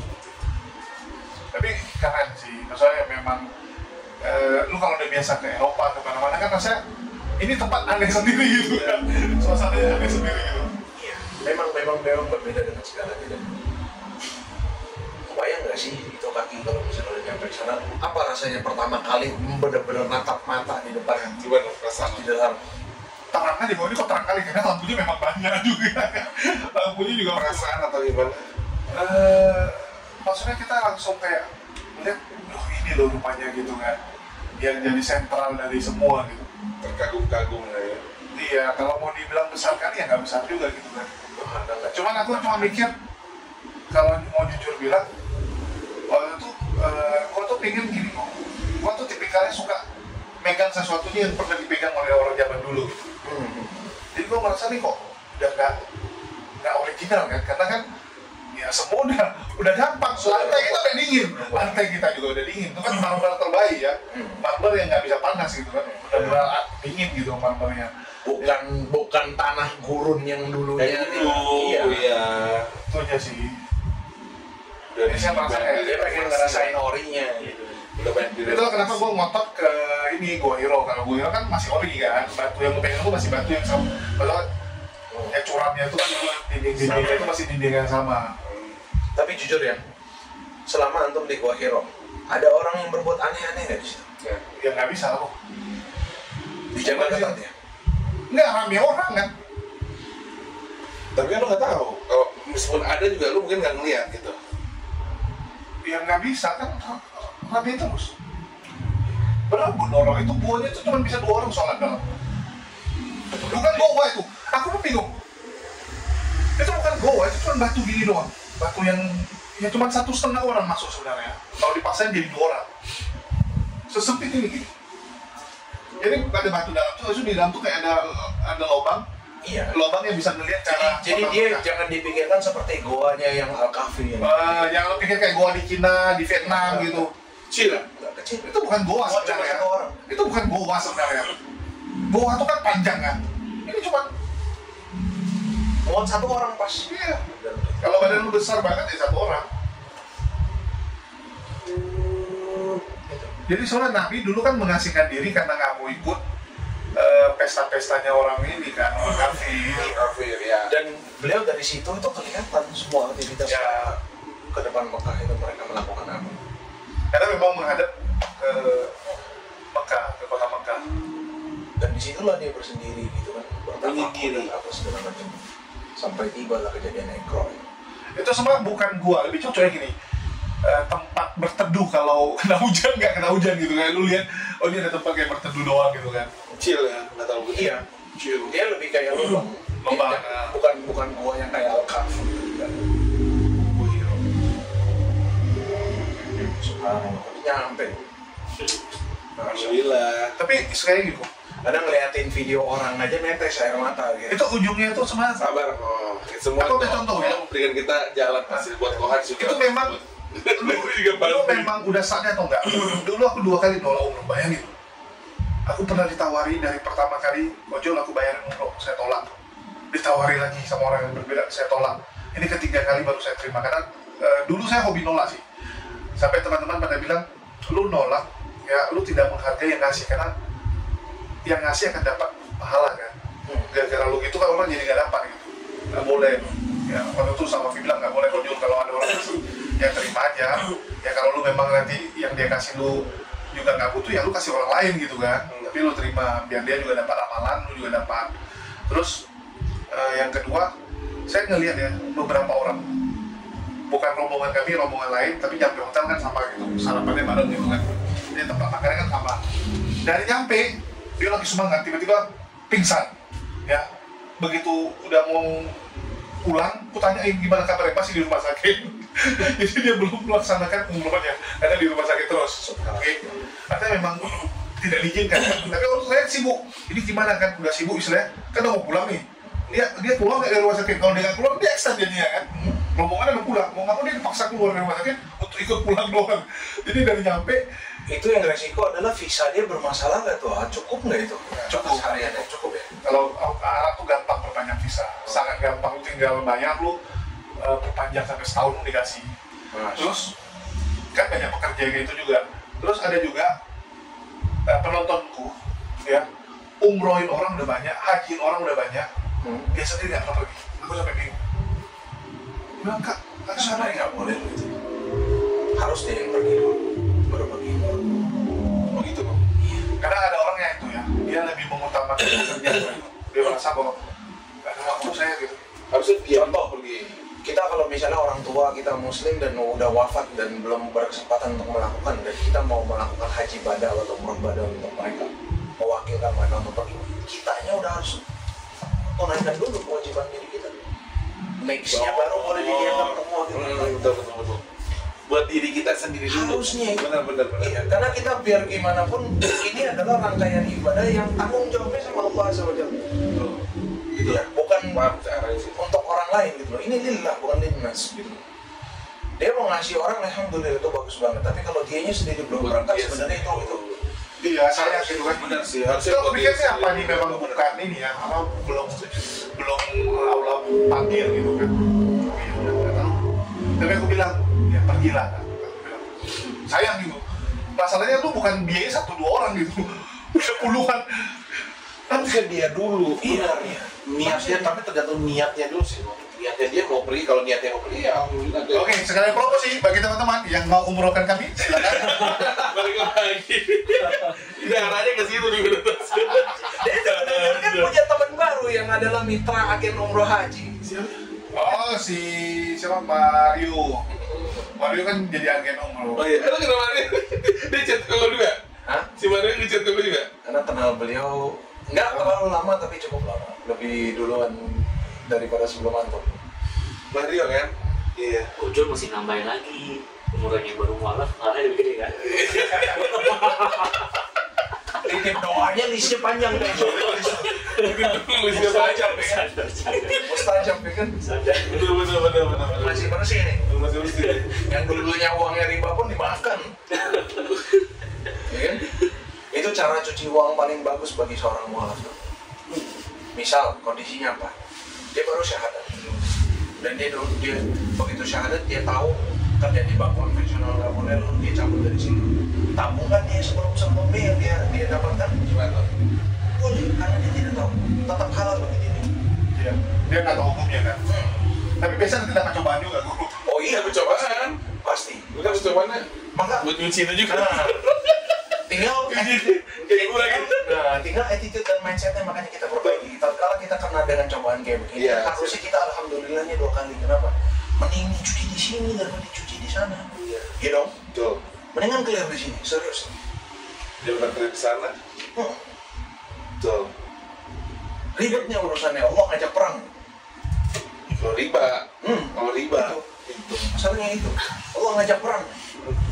Antum melawan malaikat dalam kondisi telanjang, nggak bersenjata, lawannya malaikat. Riba tuh. Makanya ada hashtag ngeri banget gitu. Ngeri banget. Ada lagi yang mau disampaikan? Udah malam. Apa? Dan ngantuk juga semua. Apa? Lu Ferry sama Per, coba gimana Per? Tetap. Gimana Ferry? Terpaksa juga, soalnya langsung asik. Kalau Ferry gimana? Ya, posisi dia paling enak soalnya ini. Posisi kena asik kedinginan. Oh iya. Nih bentar lagi tahajud berjamaah nih. Untuk ke depan gimana Fer? Apa nih? Boleh soal tahajud tanpa tidur dulu kok. Oh iya kan nggak bisa, mesti tidur dulu nggak? Boleh, tapi lebih afdol setelah tidur. Iya. Dia bukan sebuah larangan yang menjatuhkan yang menjadi makruh, enggak. Tapi akan lebih baik, lebih sesuai tuntunan Rasulullah SAW. Ya harus harusnya tidur dulu lah, walaupun 5 menit lah. Iya, walaupun 5 menit, betul. Jadi udah, antum merem, kita tabukin bangun. Habis itu David merem, Itu kesempatan. udah semuanya bangun. Tahajud masih itu. Oke, mungkin itu aja ya guys. Makasih buat teman-teman semua karena udah jam 2. Ferry belum, Ferry mau. Ferry dulu Pak. Ferry gimana nih Fer? Untuk gimana ya? Harapannya atau ada tantangan apa yang lagi Diincar. atau dihadapi sekarang? Tantangan sih ya pasti ada aja lah ya, makanya tadi kan ngobrol sama David itu maksudnya ya terus terang gue salut sama David gitu loh, salut sama David sampai merinding tadi gue ngomongin kan, maksudnya gue juga baru tahu maksudnya ada salah satu poin dari cobaan dia setelah mualaf segala macam, bukan cuma soal kerjaan ya, soal yang lain tadi gue juga baru tahu gitu kan, maksudnya gue mikir ya Fit teruskan Fit gitu loh, maksudnya kita nggak pernah tahu nih lu terekspos dan lu nggak pernah tahu di luar sana lu akan menginspirasi mualaf yang lain. Wih, terkenal David sekarang, mana-mana orang kenal dia. Tapi poinnya adalah ya menginspirasi lah, maksudnya dengan gue dengar cerita David tadi itu kan gue juga baru kali ini ya gue datang ke tempat lu. Iya. Dan sebelumnya kayak Ketemu di yang ketemu di Lause. Maksudnya gue juga baru tahu gue sendiri aja ngerasa kayak cobaan gue nggak ada apa-apanya gitu loh. Kalau ditanya tantangan ya itu sih lebih kuat gitu loh maksudnya. Enggak lah, kita semua sama kok. Jadi gini, kalau kita semua tuh diberikan ujian masing-masing sesuai dengan masing-masing. Tapi at least yang sampai sekarang ini yang gue alami itu nggak seberat, nggak ada apa-apanya lah. Ya udah, lu doa semoga lebih berat lagi. Mungkin Masih panjang. tapi sebenarnya itu masih panjang. Jadi gini, kenapa? Nih kan mungkin nih di balik kesulitan pasti ada kemudahan. Iya. Mungkin gue saat ini dari awal gue sulit bu, gitu kan. Pasti ada kemudahan depan itu. Benar. Gue juga Akhirnya juga ada kemudahan. Soalnya Al-Insyirah kan, surat Al-Insyirah seperti itu kan. Dan gue percaya sama itu. Gue percaya dan gue tanamin. Gue sulit-sulit hari ini. Besok gue pasti ada kemudahan, ya Allah. Makanya mungkin Yakin aja. pesan untuk teman-teman adalah apa? Anda juga pernah menanyakan pertanyaan yang sama, pernah gitu. Ini cerita mualaf lain tuh banyak sekali yang ceritanya kayak para sahabat tuh, ada yang dicecar, ada yang diusir, ada yang dibunuh, bahkan ada yang disiksa segala macam. Kok gue baik-baik aja gitu kan? Tapi selesai udah ngomong kayak gitu masih astagfirullah. Ini kalau diaminkan malaikat langsung jebret mati nih. Ya kan? Sama kayak gue dulu waktu orang bilang wah nanti saya susah gini, gue waktu pertama mualaf nggak ada cobaan gue. Ya, setahun pertama lancar, 2 tahun gue lancar. Jadi gue sampai kadang-kadang mikir gini, ini teman-teman yang lain nih cerita jadi suzon jadinya kan. Ini benaran atau enggak? Atau lebay aja lah nih orang nih kan? Atau ini mikir gue. Dan suzonnya bisa lebih, bahkan jadi lebih lebay lagi. Bagaimana? Jangan-jangan gue yang imannya nggak diterima, makanya mereka diuji kayak gitu dan enggak.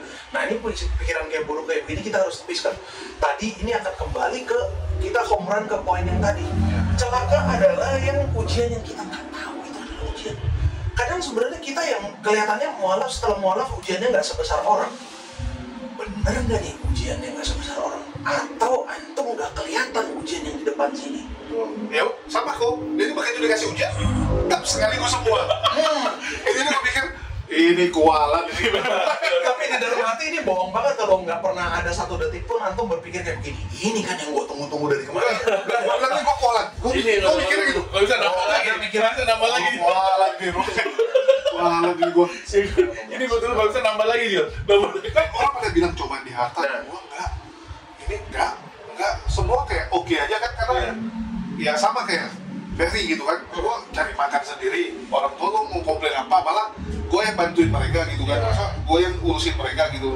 Dia mau komplain apa gitu. Usaha juga, walaupun waktu itu yang kredit becak gue matiin ya, karena riba ya.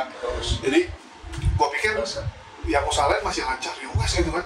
Tapi abis itu becak gue mati, tapi kan gara-gara pula bokap nggak ada kan, otomatis usaha dia kan bagi ke anak-anaknya kan, gitu kan saham-sahamnya. Jadi ya udah digantikan dengan itu, ya secara pendapatan kok oke aja gitu kan. Tapi tiba-tiba begitu 2 tahun setelah mualaf kok malah datang sekaligus. Ya, kita selalu bilang apa? Ini di dalam hadits dikatakan apa? Rasulullah SAW mewasiatkan kepada kita agar apa? Hendaklah orang-orang beriman itu seperti seekor burung. Yang 2 sayapnya itu, satu sayap adalah apa? Al-khawf, ketakutan. Takut kepada Allah, tapi takut yang seperti apa? Takut Allah nggak sayang, takut Allah nggak ridho, takut Allah nggak berkahi dan sebagainya. Satu sisinya adalah apa? Berharap akan kebaikan terbaik di dunia wal akhirat, gitu kan? Nah, ini sebenarnya ada satu sisi lagi yang dari konsep ini yang perlu kita terapkan adalah apa? Untuk teman-teman yang belum merasakan ujian, jangan tenang-tenang. Waspada itu harus ada, karena kita nggak tahu kapan. Nah, celaka adalah ketika kita tidak mempersiapkan. Sebenarnya alhamdulillah ini adalah berkah bagi kita yang belum ngerasain apa-apa. Tinggal antum sadar atau enggak untuk memanfaatkan waktu baik-baik aja ini. Disitulah seharusnya kita menimba ilmu sebanyak-banyak ilmu yang biar akan jadi apa? Ketika ujian datang jebret, kita udah punya tameng gitu. Mentalnya juga kuat. Ini preparationnya udah ada nih. Sehingga tatkala dia jedar kena, kita udah langsung bisa bilang apa? Alhamdulillah, ini yang kita tunggu-tunggu dari kemarin. Alhamdulillah, dia datang tepat waktu. Anda udah punya bekal ilmunya untuk menghadapinya gitu. Itu sih. Kembali ke mental sih. Tapi aku selalu apa ya, berprasangka baik ya. Contoh, waktu di Medan kan temanku bisa dibilang yang muslim itu cuman pas sholat Jumat, dan itu pun cuman sekedar kenal gitu kan. Tukaran nomor juga, habis itu nggak pernah kontak juga gitu kan, cuma kayak oh ya gini habis ngobrol minta nomor WA, ya udah gitu aja kan. Iya. Teman gua semua masih nonis semua. Tahu-tahu datang ting notif itu undangan biasanya. Iya, begitu kena masalah ke Jakarta, malah gua bingung, kok teman gua jadinya yang ini teman-teman yang apologet semua kok jadi kayak gini lah. Teman kadang mikir juga kayak lu bilang kan, kok gua jadi kayak gini hidup gua gitu kan. Alhamdulillah. Wah, udah diusir kita. Gue yang tekan lu kayak. Oke teman-teman guys, ini pertanyaan dari Jadi tadi itu bukan mati lampu itu. Itu Julius yang mati lampunya itu. Subhanallah. Ini Enggak di sini. Jadi memang berubah. Tapi gue pikir Kaget gue itu nyala. sama kayak ini loh. Channel gua kan gua dari debat. Ya, bayangin dari debat berubah jadi reaksi. Dua-dua ini kurang lebih masih nggak perlu kemana-mana kan. Lu tinggal di studio lu kerjain itu aja gitu kan. Tiba-tiba jadi kesaksian kayak gini yang harus gua jalan-jalan. Maksudnya bukan jalan-jalan, harus keluar gitu kan. Di satu sisi lebih capek, ya, keluar biaya lagi gitu kan, karena lo harus kemana-mana gitu kan, kayak nanti mau ke Malang gitu. Cuman aku ambil hikmahnya apa? Jadi bisa ketemu orang. Ada netizen yang sudah 3 tahun kita sering WA gitu kan, dia kayak say hello, ada apa-apa, kayak komunikasi gitu kan. Rata-rata yang udah kenal sampai 3 tahun tapi nggak pernah ketemu. Ya, kenapa? Karena memang beda kota kan. Gua di Jakarta, saya di Jakarta, mereka ada yang di Solo, ada yang di Surabaya. Akhirnya Allah pertemukan. Gara-gara ini pergi ya ketemu, jadi ya hikmahnya itu aja gitu.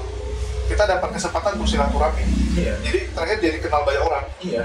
Dan mobil khusus karena tempat-tempat yang antum kunjungi adalah tempat-tempat kayak begitu. Kita sebenarnya kalau kita perbanyak perjalanan yang kayak begitu, kita akan sadar akan sedikit sekali loh kita bersyukur. Iya nggak sih? Kita anggap cobaan kita tuh kayaknya wow banget gitu ketika kita melihat ke situ. Subhanallah, ada sedikit atau banyak pasti yang merasa benar-benar ketampar loh Anda dengan ayat surah Al-Mulk itu loh. Qalilan ma tashkurun, sedikit sekali yang kalian mampu bersyukur. Yang mensyukuri dari sekian banyak barakah, rezeki dan sebagainya yang Allah kasih. Beneran loh. Karena kalau misalnya kita melihat kayak yang Julis lihat di kampung mualaf itu seperti apa, di sekolah mualaf itu kisah-kisahnya kayak apa, ya itu. Cuman ya itu, di situ juga Allah wujudkan apa? Allah Maha Adil. Yang sudah dijanjikan untuk mereka nggak ada yang dipenuhi. Kita yang nggak mampu diuji kayak begitu pun Allah nggak izinkan kita menjalani itu. Tapi alhamdulillah ya, gara-gara kemarin pergi semalam tuh, jadi tiba-tiba yang Batam aja, ada teman-teman yang dari Batam, kok Jul main sini? Gue bilang nanti lah, tunggu Jawa dulu, gue bilang, soalnya kalau luar Jawa kan lebih biaya, lebih mahal. Langsung dibilang apa? Udah pesawat, hotel gue yang bayarin. Nah, kan? Udah, nggak apa-apa. Dan sebenarnya di situ juga pasti akan ada ininya. Dan antum kalau kesana sih dakwah itu, peluang dakwah banget tuh. Itulah, saya ada program kok. Aku bawa teman sih. Jadi sekarang aku pikir sekalian itu aku sekalian buat kajian. Ya, salah satunya aku mulainya dari Unirifa sama Daman. Ya, si Daman sama Unirifa tuh karena aku pikir Daman tuh kan dulu guru di pondok. Iya. Ya. Kalau Unirifa selama ini kan berdebat dia kan. Ya, salah satu apologen gitu. Jadi aku pikir jangan cuman di medsos doang. Ya, kalau bisa ilmu tuh di dunia asli juga ada gitu kan, di lapangan. Jadi aku pikir ya sambil jalan lah gitu. Karena kita ke sekolah mualafnya juga bisa bikin kajian. Habis di situ juga kita hampir semua kabupaten kita punya kenalan. Ya, bahkan kemarin aku yang disuruh ngomong. Jadi aku bilang, aduh, Pak, kalau gue ngomong aku agak malas gitu. Jadi aku kasih teman aja lah. Kemarin aku baru sekali isi kajian bu. Kalau kajian gue bikin apa? Ya, bingung gue kan tiba-tiba tembak, kok Jul aja yang ngomong ya. Apa mau ngomong gue pikir kan? Langsung gue bilang Islam tidak baik-baik saja, tapi juga aku bilang lagi banyak penghujat. Banyak. Kenapa kita harus belajar perbandingan agama? Udah, berarti lagi di situ semua pada apa ini? Betul dan gini loh, kita tuh kadang tuh terlalu terbutakan, fokus keluar, melihat eksternal, dan ternyata itu menjadi fitnah yang mengalihkan perhatian kita untuk melihat ke dalam, borok di dalam nih, kanker di dalam nggak kelihatan. Subhanallah, kita banyak sekali yang ngurusin ya. Wabil khusus orang-orang di sebelah yang ngakunya adalah pengikut sosok tertentu, tapi subhanallah praktek lapangannya bertolak belakang dengan semua yang diajaran mereka. Tapi yuk kita periksa umat kita sendiri. Itulah kan Ada nggak yang sama? Ngakunya, akidahnya berpegang, ikut imam tertentu, secara fikih ikut imam tertentu, tapi kok itulah Muhammadiyah kan programnya itu mengislamkan orang Islam kan? Iya. Anda dulu juga nggak ngerti kenapa mengislamkan orang Islam. Ternyata, subhanallah. Wih, banyak kok. Dulu, ini lucu ya. Dulu saya waktu di Medan. Borok dari dalam nih kalau nggak diberesin. Beresin tuh. Dulu aku kalau lihat orang Jawa, pasti kan kesan kita apa? Islam kan? Jadi kalau ada orang Jawa Kristen, saya agak aneh. Ini kok ada Jawa Islam? Ini ada Jawa Kristen gitu kan? Ternyata banyak. banyak di Jawa, di Semarang sampai Salatiga, Solo tuh banyak. Ya, dan banyak orang Islam tuh Islam abangan yang dia juga nggak pernah sholat.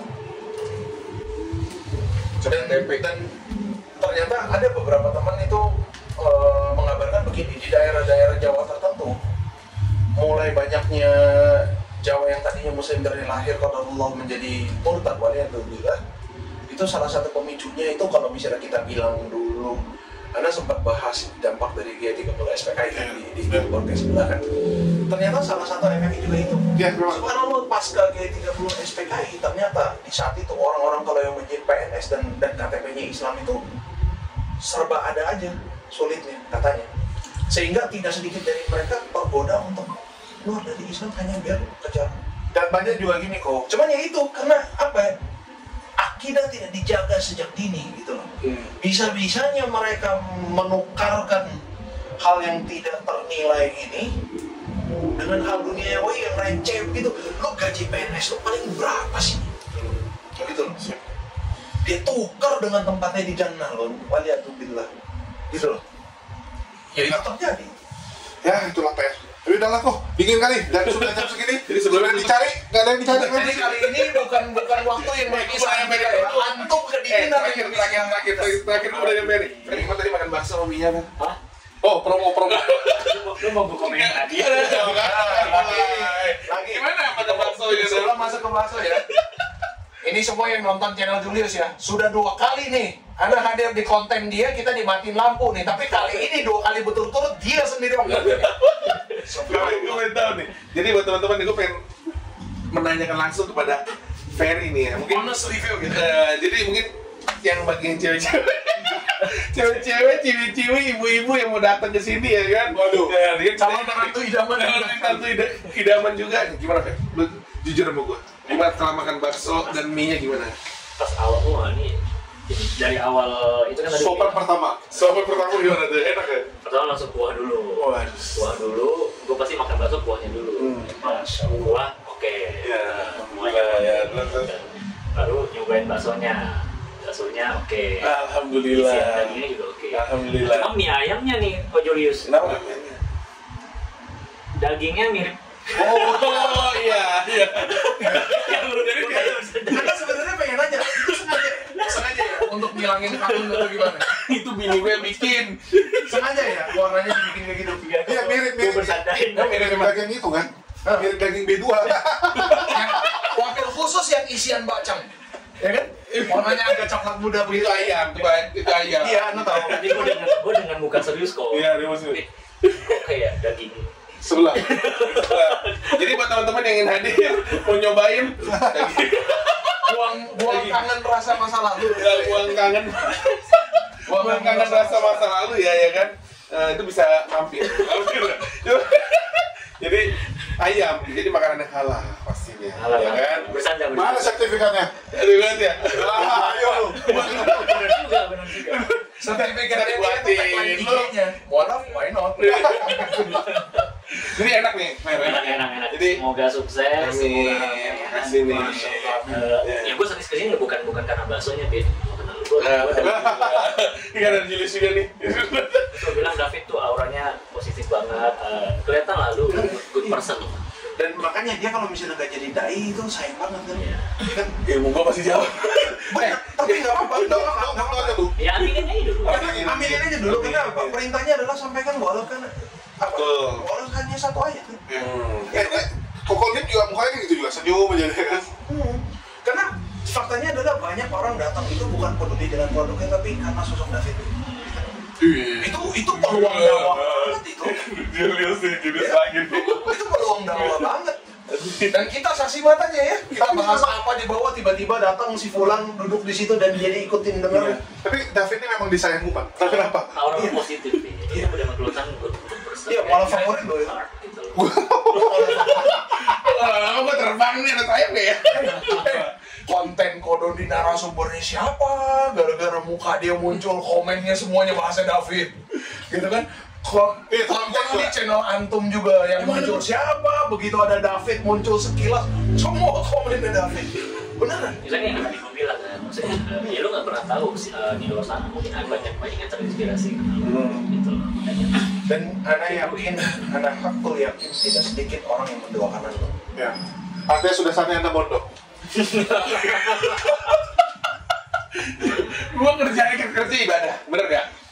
Iya. Ya, bener dong, gua Iya. nggak bisa memikir itu. Dan gua sekarang fokus kerja dulu.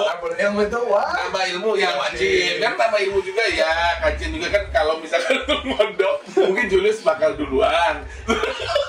Gini. Kita para ulama itu udah banyak yang didigitalisasikan dan bisa dibeli dalam bentuk e-book. Iya. Kan belilah. Tuh. Tapi jujur sih bahwa maksudnya beberapa ini akhirnya tuh teman-teman tuh mungkin dalam konteks bersanda lah ya, karena mungkin tahu udah mualaf, aku dipanggilnya tuh Ustaz. Lu sempat kayak kepikiran Jebelin nih. kayak enggak, lu sempat sekilas tuh kepikiran Sekalian aja jadi Ustaz. maybe one day kayak kalau di Kristen apa panggilan gitu. Iya, panggilan. Tapi Siapa tahu? tapi beda gini. Bedanya kalau di Kristen, yang penting lu jago bacot, lu jadi pendeta. Ya, yang penting lu jago meyakinkan. Betul. Dia kasih Itu lagi. Betul, Masker lagi. itu. Masker lagi gua. Tapi kalau di Islam nggak bisa. Lu nggak pegang dalil, lu nggak bisa jadi ustaz. Kita diketawain. Lu cuma bisa ngomong, tapi lu nggak punya ilmunya, nggak bisa. Waduh, ini Kita tuh punya satu kaidah yang penting banget dipegang. Gak usah ngomongin dalam beragamanya itu sendiri. Di dalam kehidupan sekecil apapun, berilmu dulu baru beramal. Antum mau pergi fitness, nge-gym, belum belajar teorinya, main asal pakai alatnya cedera. Ya kan? Orang nggak ngerti kaidah bisnis, dia main terjun itu modal, apa yang terjadi? Dia pasti bangkrut. Dan Allah Azza wa Jalla dalam Quran itu sudah menjanjikan, antum nggak berilmu dulu baru beramal, tunggu aja kehancuran itu pasti terjadi. Ya kan? Jadi memang itu kita dituntut untuk begitu, kita dituntut untuk harus memang udah nggak ada, apalagi kalau udah digital dan udah dimudahkan, source-nya juga banyak gitu kan. Tapi otak kita sekarang udah lebih lambat kok. Orang zaman dulu ingatannya lebih bagus. Kan Anda udah bilang itu kan kuncinya tinggal apa? Salat taubat 2 rakaat, bro. Iya. Oke. Salat taubat 2 rakaat. Benar. Cobain. Karena gini, kaidahnya gini. Kok nggak selesai nih kok? Iya, terakhir. Jadi hari ini saya ingin mewakili Julius makanya di sini yang masker. Ini terakhir ya. Kadang kita berkesulitan untuk melakukan sesuatu, itu coba cek ke belakangnya muhasabahnya, dosa apa yang pernah Anda lakukan. Gitu. Karena dia akan merembet ke semua hal. Ibnu Sirin rahimahullah itu pernah terjerat utang. Dan saking sadarnya beliau rahimahullah dengan apa yang pernah beliau lakukan, dia bisa sampai bilang apa? Wallahi, Anda terlibat utang karena ini, tidaklah akan Anda terlibat dengan utang ini kecuali karena 40 tahun yang lalu Anda pernah membuat satu kesalahan. Sampai segitunya dikoreksinya tuh sampai ke belakang di situ. Makanya antum kalau belajar susah, melakukan apa susah, nggak usah mikir. Selama bukan waktu terlarang, 2 rakaat salat taubat, jalanin. Itu aja dulu. Tobat fit. Bilang aja dulu. Ya Allah, aku berjujur kepada dirimu, hamba penuh dengan dosa, termasuk dosa yang Anda tidak ingat dan termasuk dosa yang Anda tidak sadari. Oh, Jul. Gitu. Kita kebanyakan micin sih. Bukan top. Nah, itu juga dosa tuh. Tolim sama badan kalau kebanyakan. Jadi buat teman-teman semua yang ingin makan makanan yang tidak terlalu banyak micin, ya yang tidak terlalu banyak micin seperti mie dan bakso, boleh datang di bakso sini Jalan Hutan Panjang Timur, Belajar nomor B5 ya. Kita taruh Di bakso TV untuk sedekah subuh, Jumat berkah itu di situ. dan acara lainnya. Sip. WA bisa di 0612 1203 1266. Sambari takut mati. Mereka semua udah nyobain dan enak. Ya, di situ kajian. Oke, kita taruh di deskripsi. Yuk, assalamualaikum warahmatullahi wabarakatuh.